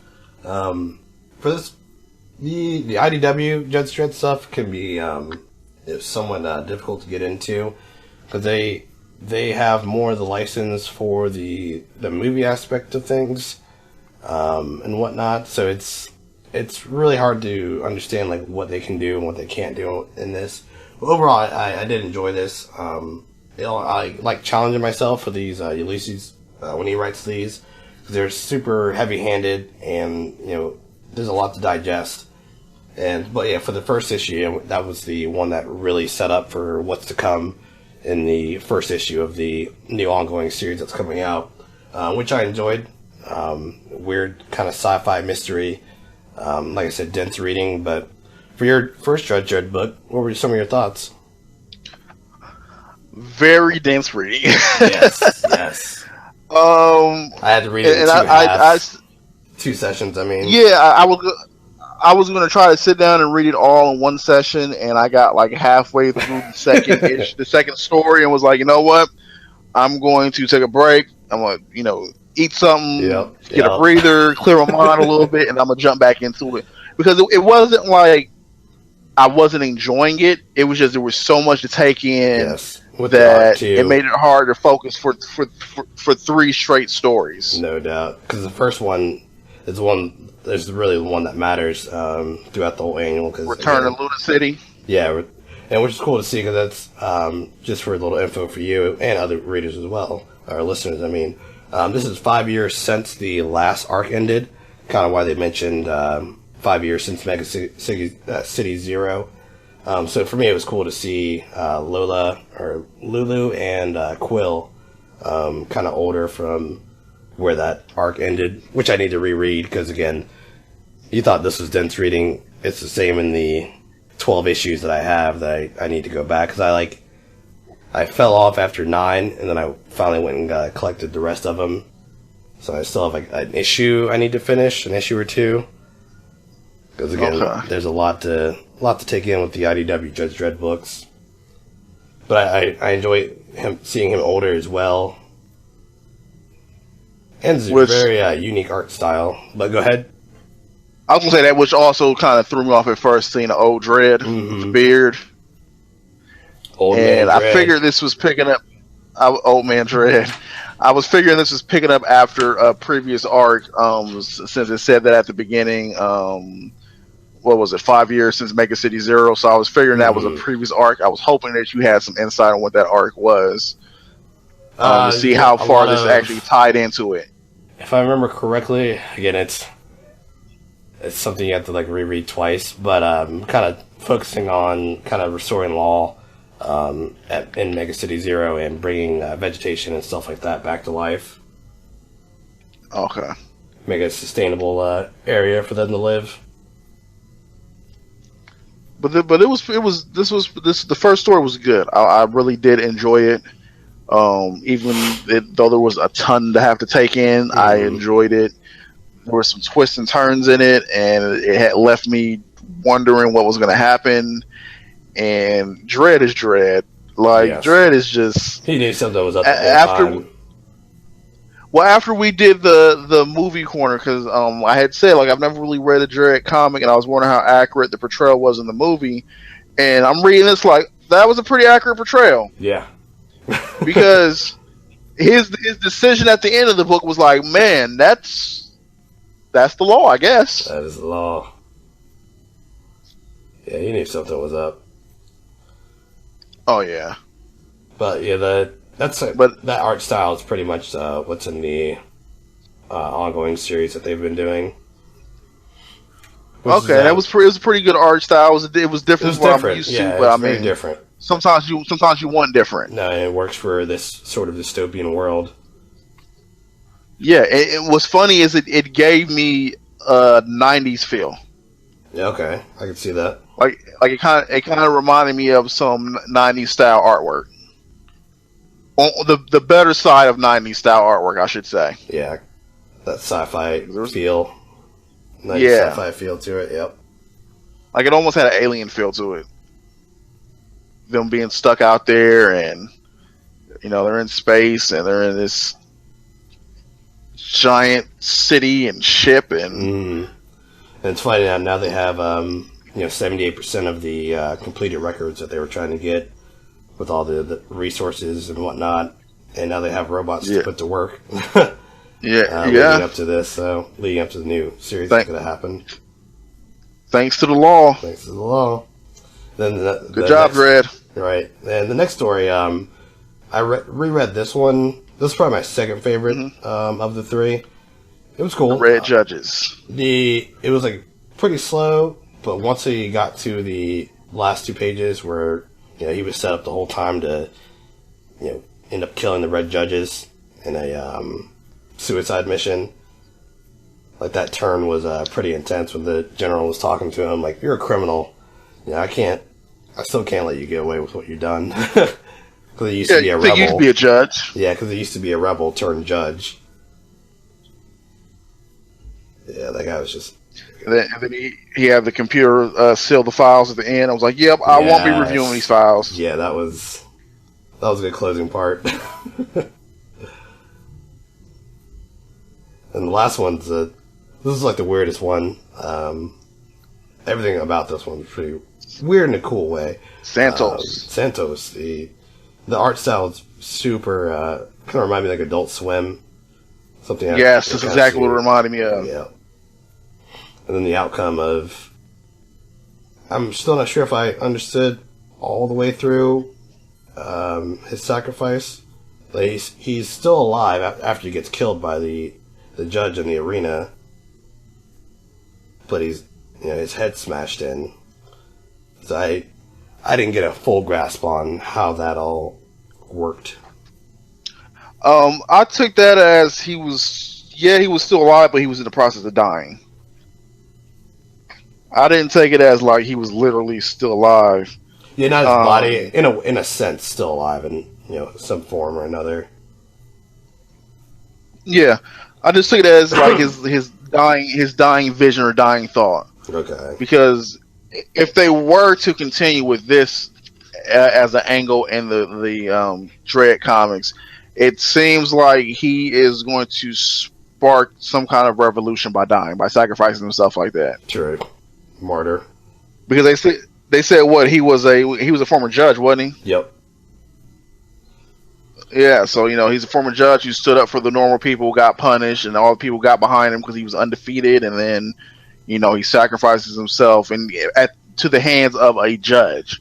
So now, yeah, I think that's going to spark something in the people, and they may be facing some kind of uprising. I did think it was funny though that when he's laying there with his face smashed, there's what looks like an AOL CD sitting there. Yes. Yeah, you see some and it says 500. It says 500 hours to install. Yep. And BBW porn, and you see some what is that? The drug called slow-mo pills. Yeah, the slow-mo and then cigarettes. That was a pretty cool. And then cool panel. Yeah, smashed cell phones, some USB drives. Like, there's some funny stuff there. Yeah. I think this one was kind of meant to be somewhat funny, but kind of social commentary for some stuff as well. So mainly on reality TV. Yeah, because they were talking about like they were trying to get people to watch the week-long pre-show. Mm-hmm. Get the ratings up. Get the ratings up for the week-long pre-show. It was ridiculous. But I mean, overall, I definitely enjoyed this. For my first foray into Judge Dredd, I enjoyed this. This was not one of the cases where you have 3 or 4 different stories in an annual, and I'm like, yeah, this one was good, and the rest are garbage. I liked all 3 of these stories. Yeah. I think the first one, if I had to rate them, I think the first one was probably my favorite. Yeah, same here. Second would pretty much in the order that they came is in my order as well. Yeah, they were all really good, and it was really interesting. Even though obviously I knew there was something before the first story, the fact that I didn't read that arc didn't necessarily take me out of the story at all. That's good. Definitely had me interested to maybe go back and see what that previous arc was. Make sure you set aside some time, my friend. Well, based off what you said and based off of reading this, yeah, I'll probably have to set aside some reading hours. I haven't seen a trade for it yet, but it could be out. I haven't looked for it just because I own them. But, yeah, I'd like to, whenever the next AD comes out, I'd like to compare stories with you from those to IDW's publishing. So you can see like the kind of the difference in tone and what they can do and what they can't do. How the licensing is all weird. Yeah, I'd be very interested to do that. Sweet. Annual number 1. We haven't done an annual in a while since Batman. No. This is definitely better than Batman annual. Overall. Agreed. Even though I did like that Batman annual, there were some pretty good stories in there, but I think this was definitely better. Worth the buck. Well, the $8. Oh yeah, I was like, $8, okay. Got your money's worth. Awesome, cool. Well, we're gonna move on. We got 3 books left. Yes. And that will bring us to Superman number 18, which is Superman Reborn Part 1, which features Peter J. Tomasi and Patrick Gleason as writers. Patrick Gleason is on pencils, and Mick Gray is on inks, while John Kalaz is on colors. We pick up in a mystery area, which seems to be somewhere possibly in space, with a figure that is going through what looks to be a prison and notices that somebody escaped, which appears to possibly be Superman. Could it be? Or could it be the fake Clark Kent? We don't know yet. We then flash to Hamilton County, where Lois and the real Clark, yes, I'm going to call him the real Clark, are celebrating an anniversary with a cake, and I thought it was pretty nice that John actually got them a present, which is pretty sweet. After they eat the cake, John hears something outside, which is the doorbell being rung, and he looks and he finds something sitting on the doorstep. When he looks a little further, he sees a figure, which is the human Clark, at which Crypto goes nuts over. Which causes Superman to jump into action and see what's going on, and they realize that it was the other Clark, and that he left what appears to be a photo album. And when I look through the photo album, it's essentially a photo history of Clark and Lois and Clark's family. Excuse me. They then see a fire and rush back in, and they notice that the cake and the drapes are engulfed in a blue flame where Superman goes to blow out, but the flames won't stop. And when they turn and look, they see John covered in flames. He then disappears. This goes on a few more times with John disappearing in different parts of the house and still being on fire until finally they grab him and go outside. And notice they still cannot put the flames out. He then disappears, and then also their home disappears. And then when they look into the photo album, all of the photos have disappeared. And they make a point to say that they are going to get John back. That is where we end. What did you take away from that picture at the end? The picture of Metropolis? Yeah. As a sign that, or a message saying, like, you know, if you want to find out what's going on, you need to go to Metropolis. Okay, yeah, makes sense. Duh. I didn't know if that was I think some crazy theory going on. No, my crazy theory was going through this. I still thought it was the Eradicator, but then, you know, when the flames and stuff started happening, I was kind of like, you know what? He disappeared in the last Superman issue, and he made his little comment about playing games and stuff and everything. What if it's Mr. and Miss Plicklick? And then you get to the end, and they have the who was Clark Kent, and they have these ideas of who it could possibly be. And two of my theories are on here, which is Miss Plicklick and the Eradicator. A couple of these I definitely like rule out. Like, I do not think it's Bizarro. I would hope it's the one that's escaped. You mean the Bizarro that's escaped? Oh no, I'm saying, are you talking about the person that's escaped from Dr. Oz's prison? Well, that's the thing, is we don't really know yet if who it is that escaped from Dr. Oz. I took it as it being whoever this human Clark Kent is. So that's who all the theories are obviously about. But I just thought it was interesting that in the back of the book they have some theories that match up with, like I said, a couple of the ones that I had. Okay. And they have a couple of theories in the back of the book that don't make sense to me. Like Bizarro does not make sense to me. Nice. And neither does Martian Manhunter. That doesn't make sense to me either. It's funny. Like again, you know, since we've been covering this, I've said, you know, I don't read much Superman at all, and you know, just listening to other podcasts and like hear you talk about the Superman stuff that's going on right now, like everyone's everywhere with their like ideas and, you know, throwing things out there that they, you know, they think that it might be. So it's kind of cool to hear, not being like a Superman reader, but I get enjoyment out of following this mystery with everyone. But I enjoyed this issue though.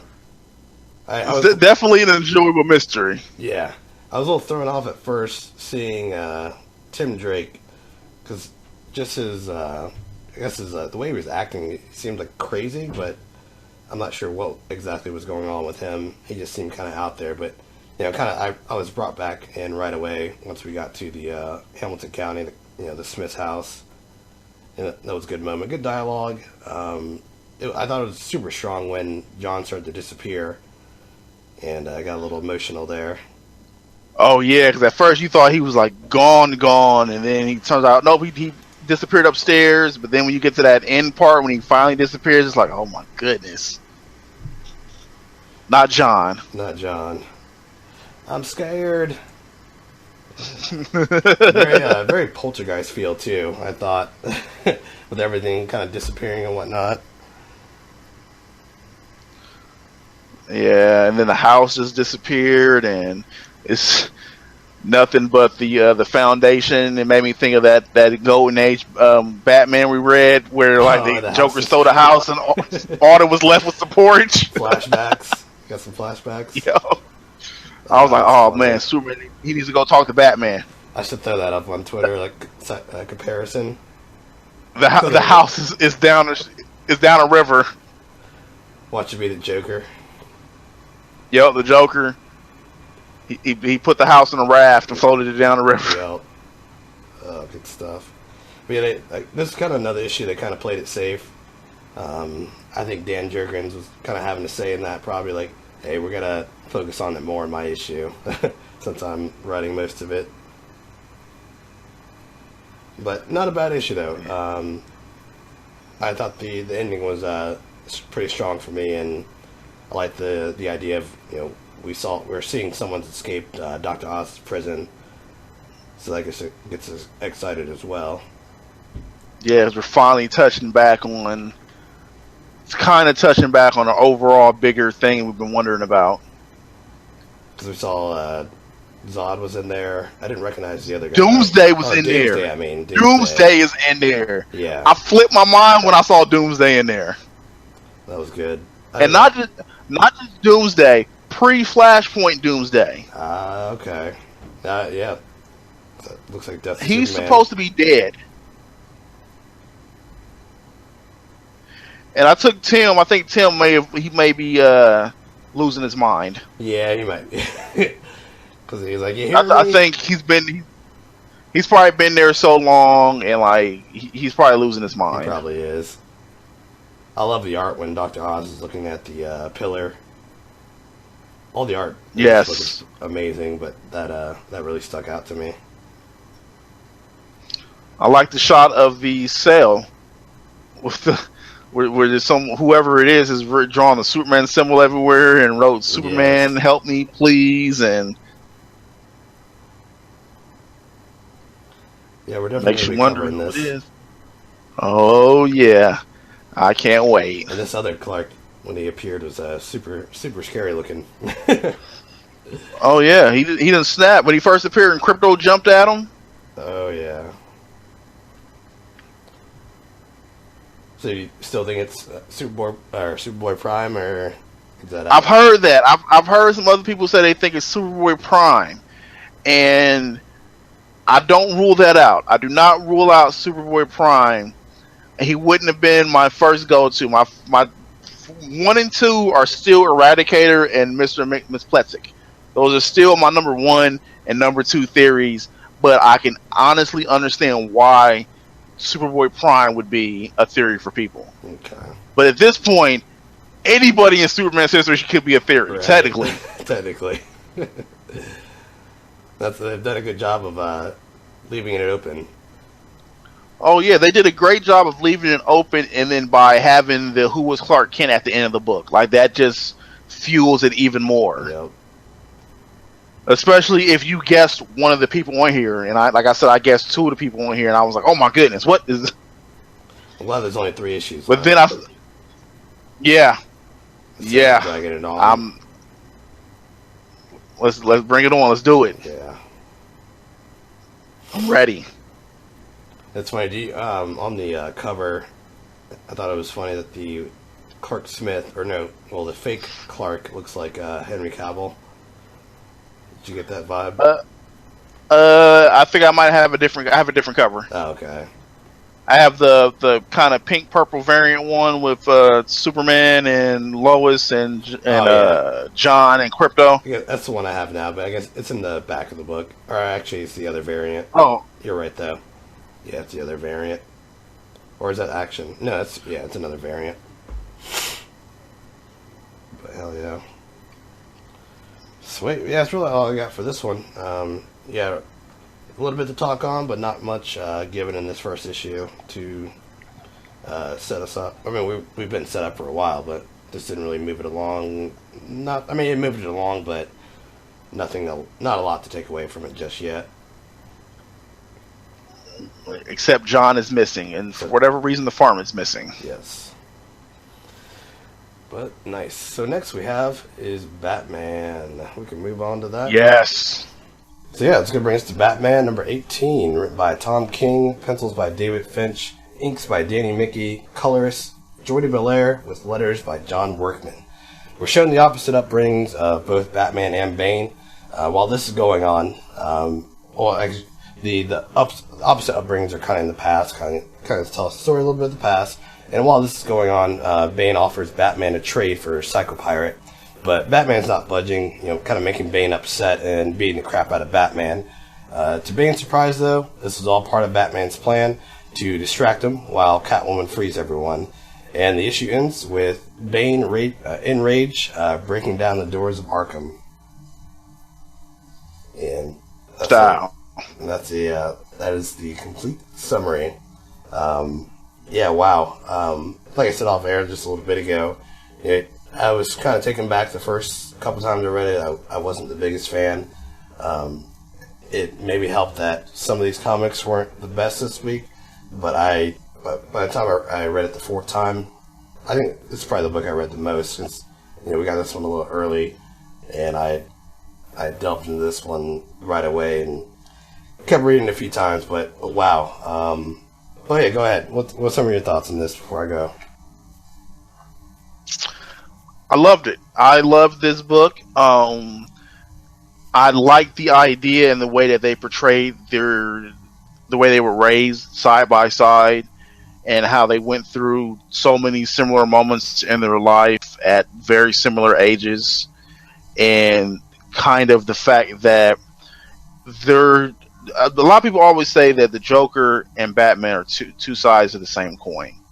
But the way that this was done shows that Bane and Batman are two sides of the same coin, because they essentially have very similar upbringings, very similar motivations in life. Because this book basically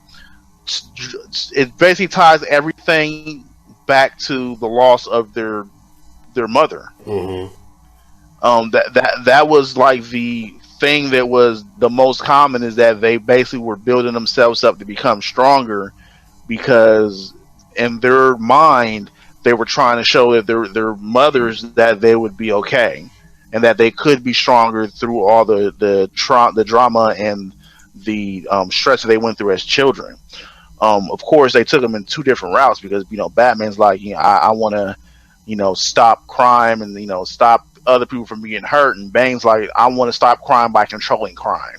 Yeah, that, and like you were saying, kind of playing off of both their upbringings after they lost their mother, or parents, I should say.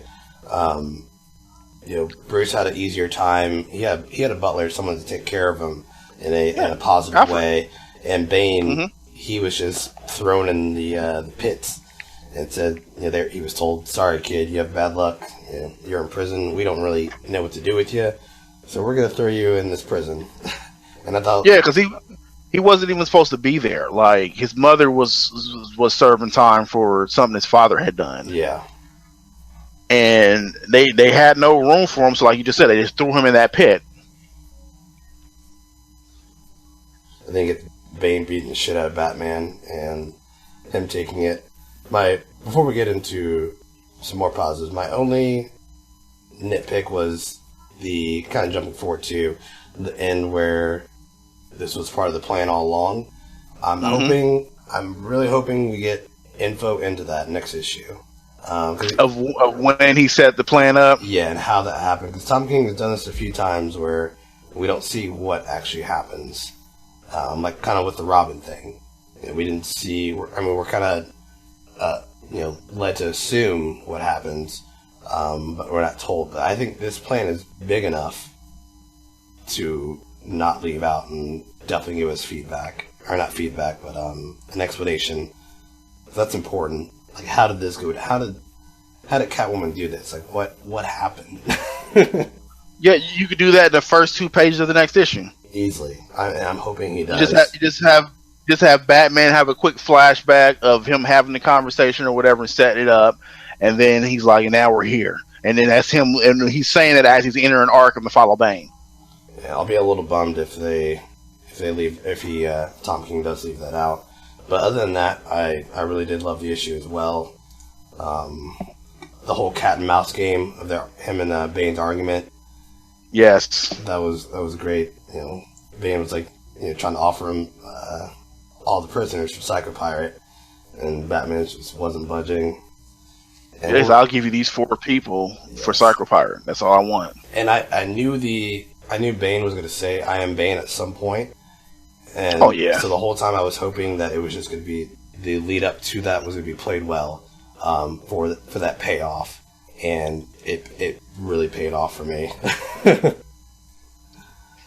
Yeah, it was when when we got to that moment, I was like, he said it. He said it. Like a little bit right before that, he said he's like about to. Looks like he's about to break Batman's back again, and he says, which is what I thought was gonna happen. Yeah, he's like, I'm not some rich boy playing dress up, and tosses him.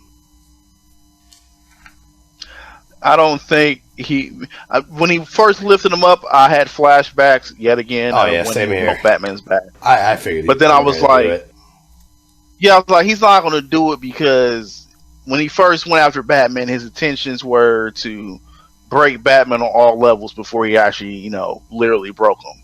And he literally already broke Batman, and Batman came back. Yeah. So in Bane's mind, there's no point in doing that. Like, that's not what he's here for right now. He can't do it again, and he's not here for that. All he wants is Psycho Pirate. He's not here to really kill anybody, but he's here to get Psycho Pirate. I wonder. And why waste time on that when you know where Psycho Pirate is? Just go in there and just get him. Plan B. Plan B is I'm just gonna go in there and get him myself. Yeah, I wonder what kind of insurance Batman has. Oh man, you ridiculous. He has to be paying out the wazoo, like mad facial reconstruction. he's got Alfred Insurance, Pennyworth Medical. Yeah, he tells Bane to shut up. He's like, "This is how you die." And he's like, "Bane, shut up." He's like, "Ah!" And he like punches the side of the ground. And that's when he calls in Birdman. And Catwoman answers. Yeah, that the reveal of awesome. I am Cat. I really like that dialogue. At one point she was like, "Whatever you boys have been doing, I assume it involved blood and flexing." Like her dialogue. He wrote her dialogue so well. Good old Catwoman.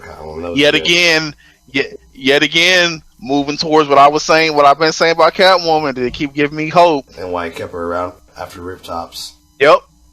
Every appearance of Catwoman since we started with I Am Suicide has been a slow build towards what I said from that first issue needs to happen with Catwoman. Like, it's been a slow build where now she's actually literally helping Batman do something. Yeah. No, this is a good issue. One of the reasons I was kind of thrown back, one, we didn't see in Gotham Girl, but I think we're about to see a lot of Gotham Girl at this point because Bane is in Arkham. More than likely, Batman's already got Gotham Girl out of there with Psycho Pirate possibly, or she's fixed him, or he's fixed her. Yeah. Well, even if she's still in there, remember they're locked in that super cell. Super cell, yeah. Well, it is Bane. So, is it Bane proof? Is the big question. Is that cell Bane proof? True. I couldn't recognize. It was designed to keep it. Oh, is that Batman? Okay, now that I look at it again in the physical copy, it is Batman. At the end, where the lightning flashes and he's at the doors of Arkham. Let me. And he opens the door. Yep. Because I read it digitally at first. This is actually the first time looking at the physical copy. And David, oh man. Yep, because art game is on point. Go ahead. Batman went. I was going to say Batman went ahead inside Arkham before him. Yeah. Now that I look at it again, looks like he closed. Okay, so he did close the door. Yeah, he closed it. The lightning flashed, and they showed Batman. He stepped in there, and then when it got done flashing, he closed the door, and Bane kicked it in. Yeah, the art was top notch in this book, though. In this issue, I want to say probably the best David Finch has done since this arc has begun. Yeah, I mean, the only piece of art since this has started that I think I may like better was that one splash page from the last issue of Batman on the rooftop. That was like the sign of him getting on top of his game now. Yeah, but this all the way through was like, great art. I loved it. I loved the water effects when they're standing in the rain at the beginning, and the whole little like showdown pose where they're like, who's going to flex first, and it was just great. Yes. There's something I was going to say. What was I going to say? Well, we said this already before, but we definitely gotta do a retrospect once this is all finished, so you can finally go back and read I Am Gotham. I would love to, because I've said that all of this still to me feels like a continuation of I Am Suicide, but then you were like, well, it really feels like a continuation of I Am Gotham. Yep. So I would definitely love to go back and read everything from I Am Suicide I Am Gotham up until the end of I Am Bane. The I Am arc. Yep. I wish I could remember what I was going to say, but I forgot. That one panel of him with Bane kicking Batman with his boots. He had like them spike boots. Like his boots had like spikes at the tip of them. You know what that reminded me of? What's that?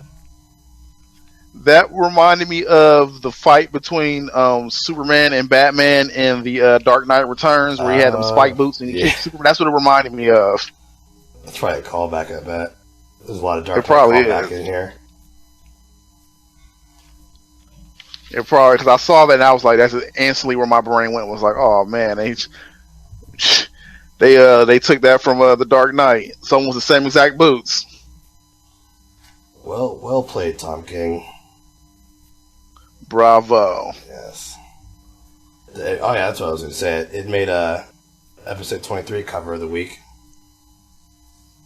Yeah, deservingly. Such a good book. But yeah, so that's going to be fun once this is all wrapped up. We got 2 issues left. I'm glad this is bi-weekly.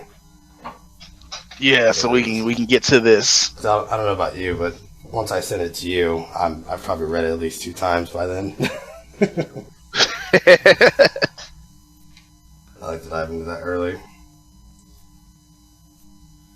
But awesome, cool. Let's we'll move on to our last book tonight.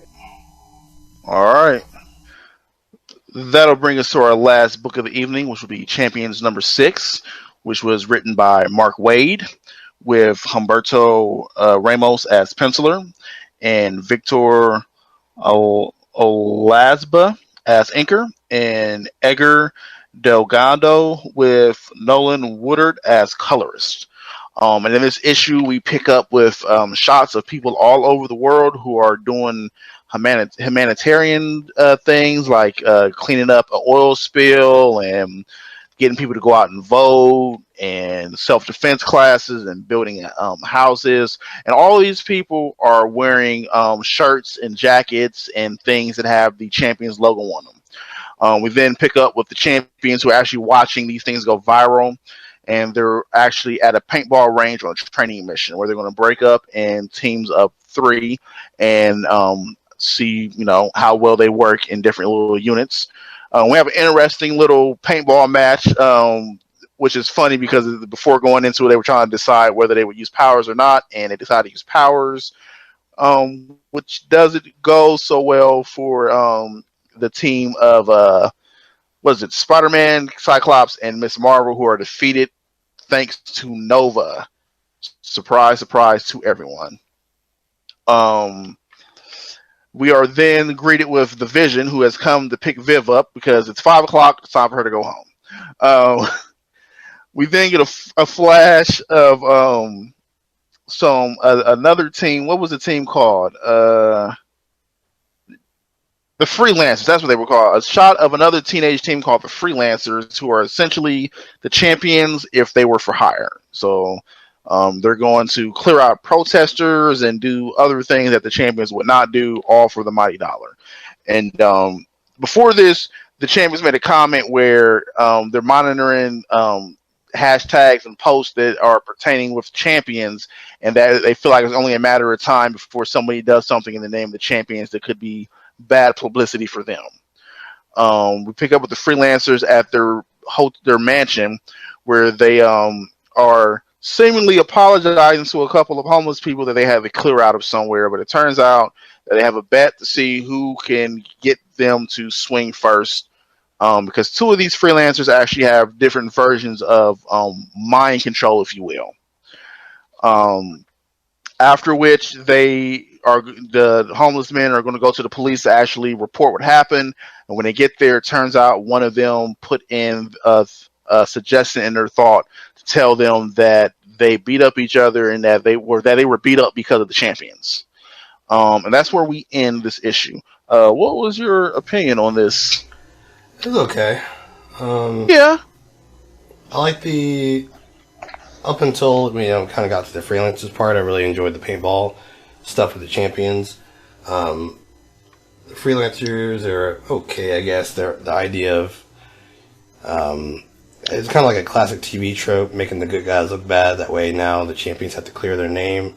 Yeah. But obviously, this book is it's being portrayed for younger readers.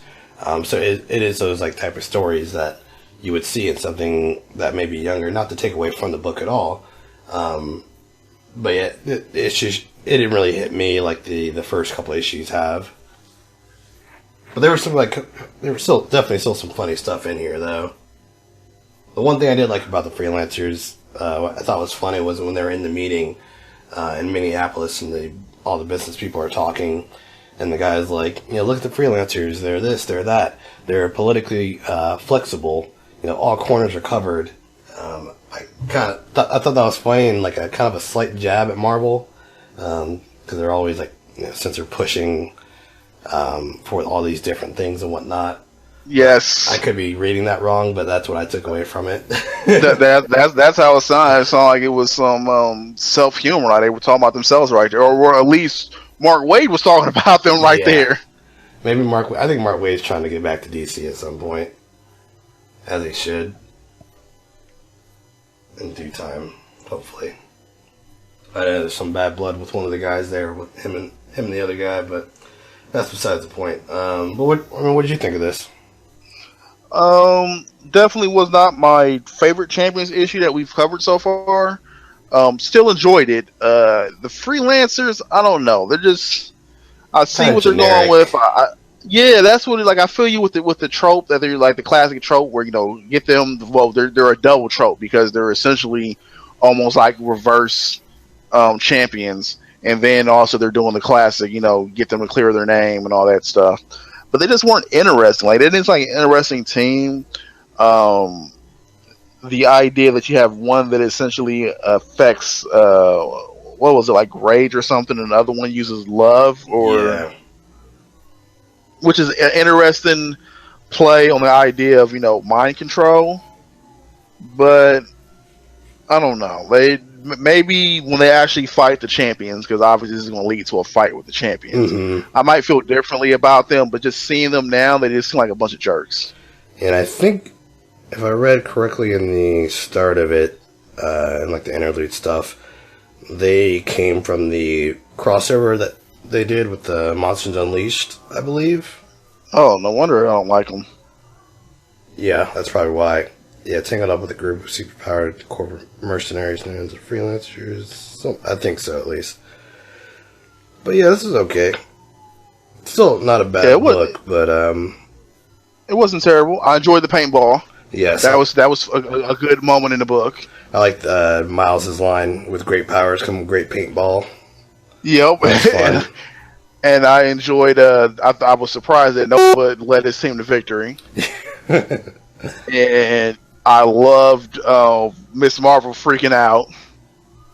And I really, yep, I was about to say I really loved Vision, because the Vision came out of nowhere, but it was hilarious. And he popped up, was like, "I'm here to get Viv. It's 5 o'clock." Yeah, like, time for dinner. Like, did he pull up in his seat, man? Oh, jeez. I hate when that does that sometimes. Anyways, keep going.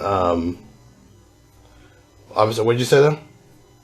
I would say that was just funny though, because he's like, I've come to get Viv. It's 5 o'clock, and I'm like, did he pull up in a minivan? Like, right. Kind of humanizing both of them a little bit more. I like that. Which is awesome. Yeah. I'm glad that they're doing it, but it was just funny because it came out of nowhere. Mm-hmm. It was perfect. But yeah, I mean, right after that though, that's when we both probably got kind of bored with it. Yeah, because right after that, we directly go into the freelancers, and that's when the book started going downhill for me, was when the freelancers came in. Yeah, same. At least the art was still good. Yeah, art was still solid, still consistent, especially in the Well, I'm gonna say the beginning just because I love that opening shot of the leather jacket with the champion C on it. Oh, that was pretty cool. For a moment, I thought they were going to reveal that to be Squirrel Girl. Yeah, it's funny. Just because it looks like the jacket she wears. Yeah. Or Old Man Logan. That would have been cool. Oh, I do want to see Old Man Logan pop in here at some point. That'd have been hilarious if it was Old Man Logan and it turned up he's popping up with Laura like, yeah, I think she still needs some work. She needs to work on working with the team some more. That'd have been cool. Yeah, hopefully the next issue picks up and we get, because it's always a different story, so it's really going to be a hit or miss. It seems like for us lately with Champions. Yeah, it looks like the next one might be the first one that we've seen so far that's actually continuing out of one issue. Like you said, they're normally just like a one shot almost. Yeah, I think most of them have they all been. I think most of them have been like 1 or 2 issues. I thought. They've been one issue. Okay. They might seem like 2 because the first one was when they went to the Middle East and then they were flying back and then they were attacked. But the basic story was already done. That was setting up something new. You're right. This is the first one where it's like this is a continuation because they're going to be dealing with the freelancers next. True. Yeah, we'll get past this arc and see what happens. See what goes on from there, though. Yeah. I mean, yeah. Again, a lot of this week was a pretty easy week. Not a lot came out. It was that first week of the month, so there's still some issues, but a lot of stuff that we read and give it a shot sometimes. Well, that and it's not April yet, and it's not March or May. Yeah, so I mean, we got some breathing time. Hopefully, I'm not sick again by then. That's gonna be a busy few months. Busy. And if anyone's listening, that's been listening for the past few episodes, they're probably like, "Man, he sounds a lot joyful this time around." That sounded like a mess for the first half of that episode because we recorded early. Yeah, that, and we did do like 10 books. Yeah, we did do 10 books. Technically 11, but we did do. Basically do 10. Yeah, we'll see what next week brings us. That's gonna be. It's kind of a lighter week, but there's still a good amount of stuff. It's gonna be a tough week to choose because I'm not sure if we're gonna go 10 deep or 12 deep yet, but we'll see once we get there. Yeah, we're check that out, and we'll get back to you at the end of the episode. But cool, let's move on to the second favorite part of the podcast, the rankings. Which was slightly easy this week, yes, except for there was a couple books I had issue with, and I'm still kind of like, I don't know which one's going to take the other one's place. I think right before we got on, I figured out perfectly what my list is going to be. But I'll let you go. I'll still let you start out this week. All right. Well, let's see. We did what? 7. We did 7. So my number 7 is going to be, no surprise to anybody, Spider-Man Prelude to Homecoming number 1. That is my number 7 as well. Lackluster art. Yep. Lazy story. Yep. Let's just rehash what happened in the movie. Yep. And not even do the whole movie. And yeah, not at all what I expected. Same here, and I can't say anything more.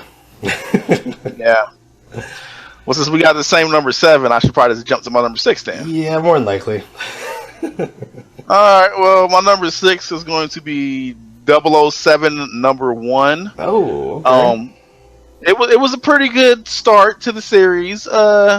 Pretty interested to see what happens, but for me, I don't feel like enough happened in this book for me to warrant putting it any higher than 6. Okay. Maybe I could if I was a gigantic James Bond fan, but I can't right now. Understandable. Well, that's going to bring us to my number 6, which is probably no surprise. It's going to be Harley Quinn number 15. Yep, knew it. It's just losing its tracks for me, and I'm not sure what's going on with this book right now, and I want to like it. I want the storytelling to be more coherent, more focused on at least 1 or 2 things that are going on instead of 5 things that are going on, and continuing to foreshadow things and have various artists doing the art and not matching up. I could just go on about the negatives of the book, and it's really hard to say I have any positives. Besides, my one positive would be I can't remember the artist that does a certain part of the book, but the art is fine for what they do. But yeah, Harley Quinn. Oof. All right, well then that'll bring us to my number 5, which is going to be Harley Quinn number 15. While I will agree that it's going off the rails here, and they are adding a lot of elements in here that don't make sense to add them in unless, like I said, this is a last-ditch effort to tell as many Harley stories as possible before a new team comes aboard. I mean, there was enough in here for me to enjoy some of the book. I just felt some of the things were a little stretched out. I did like Harley's attempt to, since she doesn't have superpowers, to try to defeat this superpowered villain with logic, which is kind of weird to see Harley Quinn doing that. Yeah, so much dialogue. Yeah, the tons of dialogue, and then even though I was lost, I was curious about the beginning of the book with the future Gotham. It came out of nowhere, but it did make me kind of curious as to what happened to make the Gotham City love Batman so much. True. But other than that, we probably won't really get that answer. Too much. Probably not. The vampires are not intriguing me enough as of right now. I don't know what's going on with the other side story of her other ex-boyfriend possibly getting killed. I mean, I don't know. I couldn't put it any higher than 5. Yeah, understandable. Well, that'll bring us to my number 5. It's going to be Champions number 6 this week. If it probably would have been a little bit higher if it would have still been focusing on the Champions a little bit more, or just maybe not have the freelancers for the second half. But the freelancers and that kind of trope that we were talking about really just brought it down for me, though. But I hope it gets better. Well, funny enough, my number 4 is actually Champions number 6. For me, the first half of the issue was fine. It seemed almost like a breather issue for the Champions, because the last 2 issues, it seems like they've pretty much been constantly getting into things. Mm-hmm.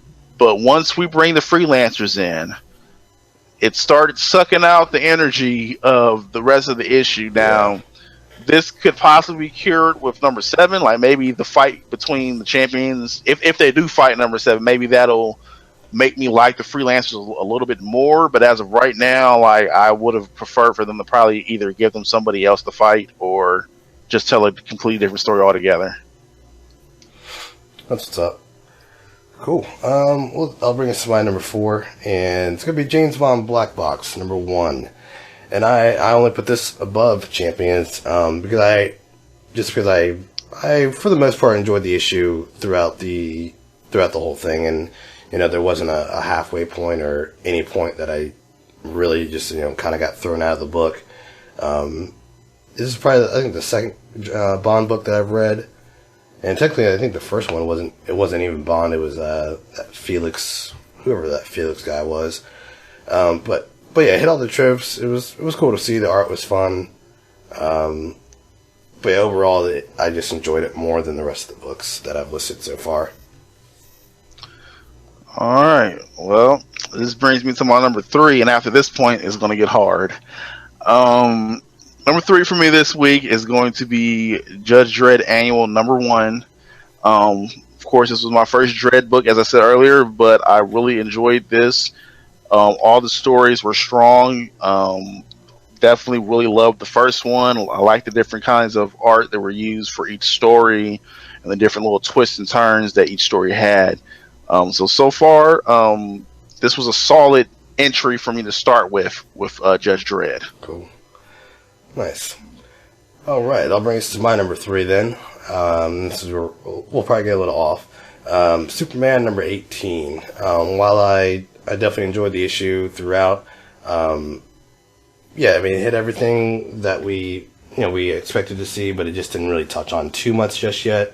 But the last half of the book, when John started to disappear, and that the dialogue, was really emotional. So I really, kind of stuck onto that, and it has me excited to see where, especially after talking about it now, the theories continue to roll out.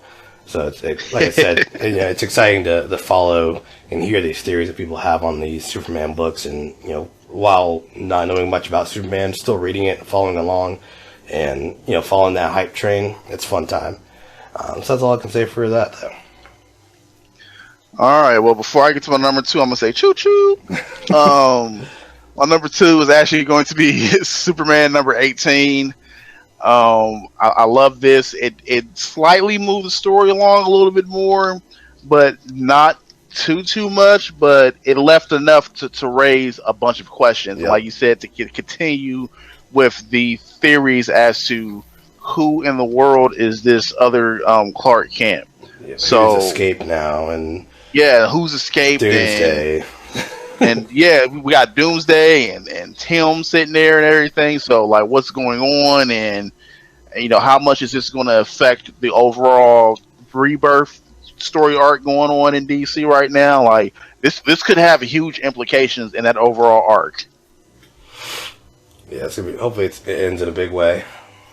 Oh, I hope so. Awesome. Excuse me. All right, that'll bring us to my number 2. It's going to be Judge Dredd Annual number 1. I enjoyed all the 3 stories that are in here, especially the first one. I'm really attracted to the Mega City universe that IDW is doing with Judge Dredd, and while it is super dialogue heavy, it makes for a good read with the art, and it makes you actually sit down and actually really pay attention to what's going on. Because some books you can just really glance over with a lot of dialogue, but you really need to pay attention to this dialogue. So it makes you think. It's a think piece. So it's cool to get that every once in a while. So my enjoyment of reading it kind of surpassed a lot of other things as well. All right. Well, I guess that brings us to my number 1, which should be no surprise by now. Both of our picks of the week. It's going to be Batman number 18. I mean, art-wise, this book was awesome. I enjoyed the duality of showing Bane and Batman as they grew up and showing the similarities and kind of where they branched off in different paths. Mm-hmm. I enjoyed the fight between Batman and Bane. I enjoyed the dialogue between Catwoman and Bane. I enjoyed Bane basically going nuts at the end and just deciding, like, I'm just going to go into Arkham and get Psycho Pirate myself. Like, overall, this was great. I cannot wait to see the next issue of this, and I'm really excited to see how they're going to wrap this up. No, I definitely agree. Hearken to everything you say. The only thing I'll be a little bit bummed about is not getting an explanation for how this went down with Catwoman, how she was able to pull this off. Like, excuse me. I think that's like way too important to leave out, and to allow the reader to, kind of just imagine what could have happened or expect to know what happened. But other than that, I thoroughly enjoyed the issue as well a lot. Obviously, it's both of our picks of the week. Batman definitely came out on top. It's always a good week when Batman's number 1. Yeah, always a good week. Granted, he didn't have a lot of competition this week. No, he didn't have a bunch of battles to fight this week. Not at all. He definitely whooped Spider-Man to pieces, or Homecoming to pieces. Yes, easily. He sent Peter home. Yeah, he pooped that out, crying to his Aunt May. Good stuff. All right, so you got any honorable mentions? Yes, I have 2. Nice. I actually have Silk number 18. I've been following Silk since they branched her off into a solo series. It's had its ups and its downs. I've been having some issues with the artwork change they've had as of recently, but I still find myself enjoying Silk. That's cool. My second honorable mention, which is funny because if things would have went differently, this would have been something we did on the show. Yeah. But it's going to be Dead No More, The Clone Conspiracy, Omega number 1. Which, given the way that the Clone Conspiracy ended and the issues we had with the last issue, this was actually a good issue. And they probably should have just extended the Clone Conspiracy saga and not broke it up into this Omega thing, and we probably would have had less issues with what happened at the end of that series. Yeah, they're not getting me though. I'm not reading it. Yep, that's cool. To the ground. That's fine. I was burned. You got me for that. Yep. But you told me a little bit what I needed to know, so yeah, that's good to know. That's what's up. Cool. Well, yeah, I finished I got 2 as well. First one's going to be the Change Girl number 6. It's finishing the first arc, and I thought it did a good job of putting together or closing out some doors and leaving a little bit open for the next arc to come. So I'm really enjoying Shade. It's still my third, 3 out of in the ranking. It's my third favorite Young Animal title still. So it's doing a good job. And then I also read what is it? Oh, America number 1. I was gonna read that. Was that any good? I figured I gave it a shot. I'm not familiar with America, so I was like, number 1, see what's going on with it. It wasn't bad. I would definitely give it a shot. See what you think as well, and maybe we'll cover issue 2 or 3 and whatnot once that comes out. So yeah, it wasn't horrible. It didn't grab me, but I thought it was done right though. Definitely worth giving a shot. It's better than Homecoming. Give you that. Well, at this point, I think anything that came out this week was probably better than Homecoming. Mainly from Marvel, yeah. Not a lot came out from Marvel that I was really kind of attached to. This week, I mean. But I know next week we got some books. But awesome, cool. That's going to bring us to the end of episode 23. Moving along, man. Yes. This is fun. Cool. Other than that, you got anything else to say? No, just continue to tune in, spread the word, tell your friends, send us some emails, some questions, some comments. Yep. I mean, I know we didn't say at the opening of the show, but if you get a chance to, I mean, you can hop on YouTube and watch our videos. We're posting videos up there now on YouTube. So hope to hear back from the people real soon. Yeah, and I know you're going to throw some extra material on there as well. Yeah, so yes, I'm juggling with some extra content for the YouTube. I'm trying to see what would be a good fit and what I would put on there and how I would go about doing said content.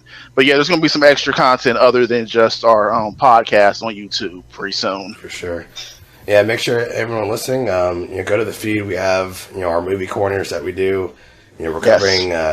We're doing Talking Legion, where we're covering the Legion episodes. Luckily there's only 8 this season, or I probably wouldn't be doing it if there were 23 episodes.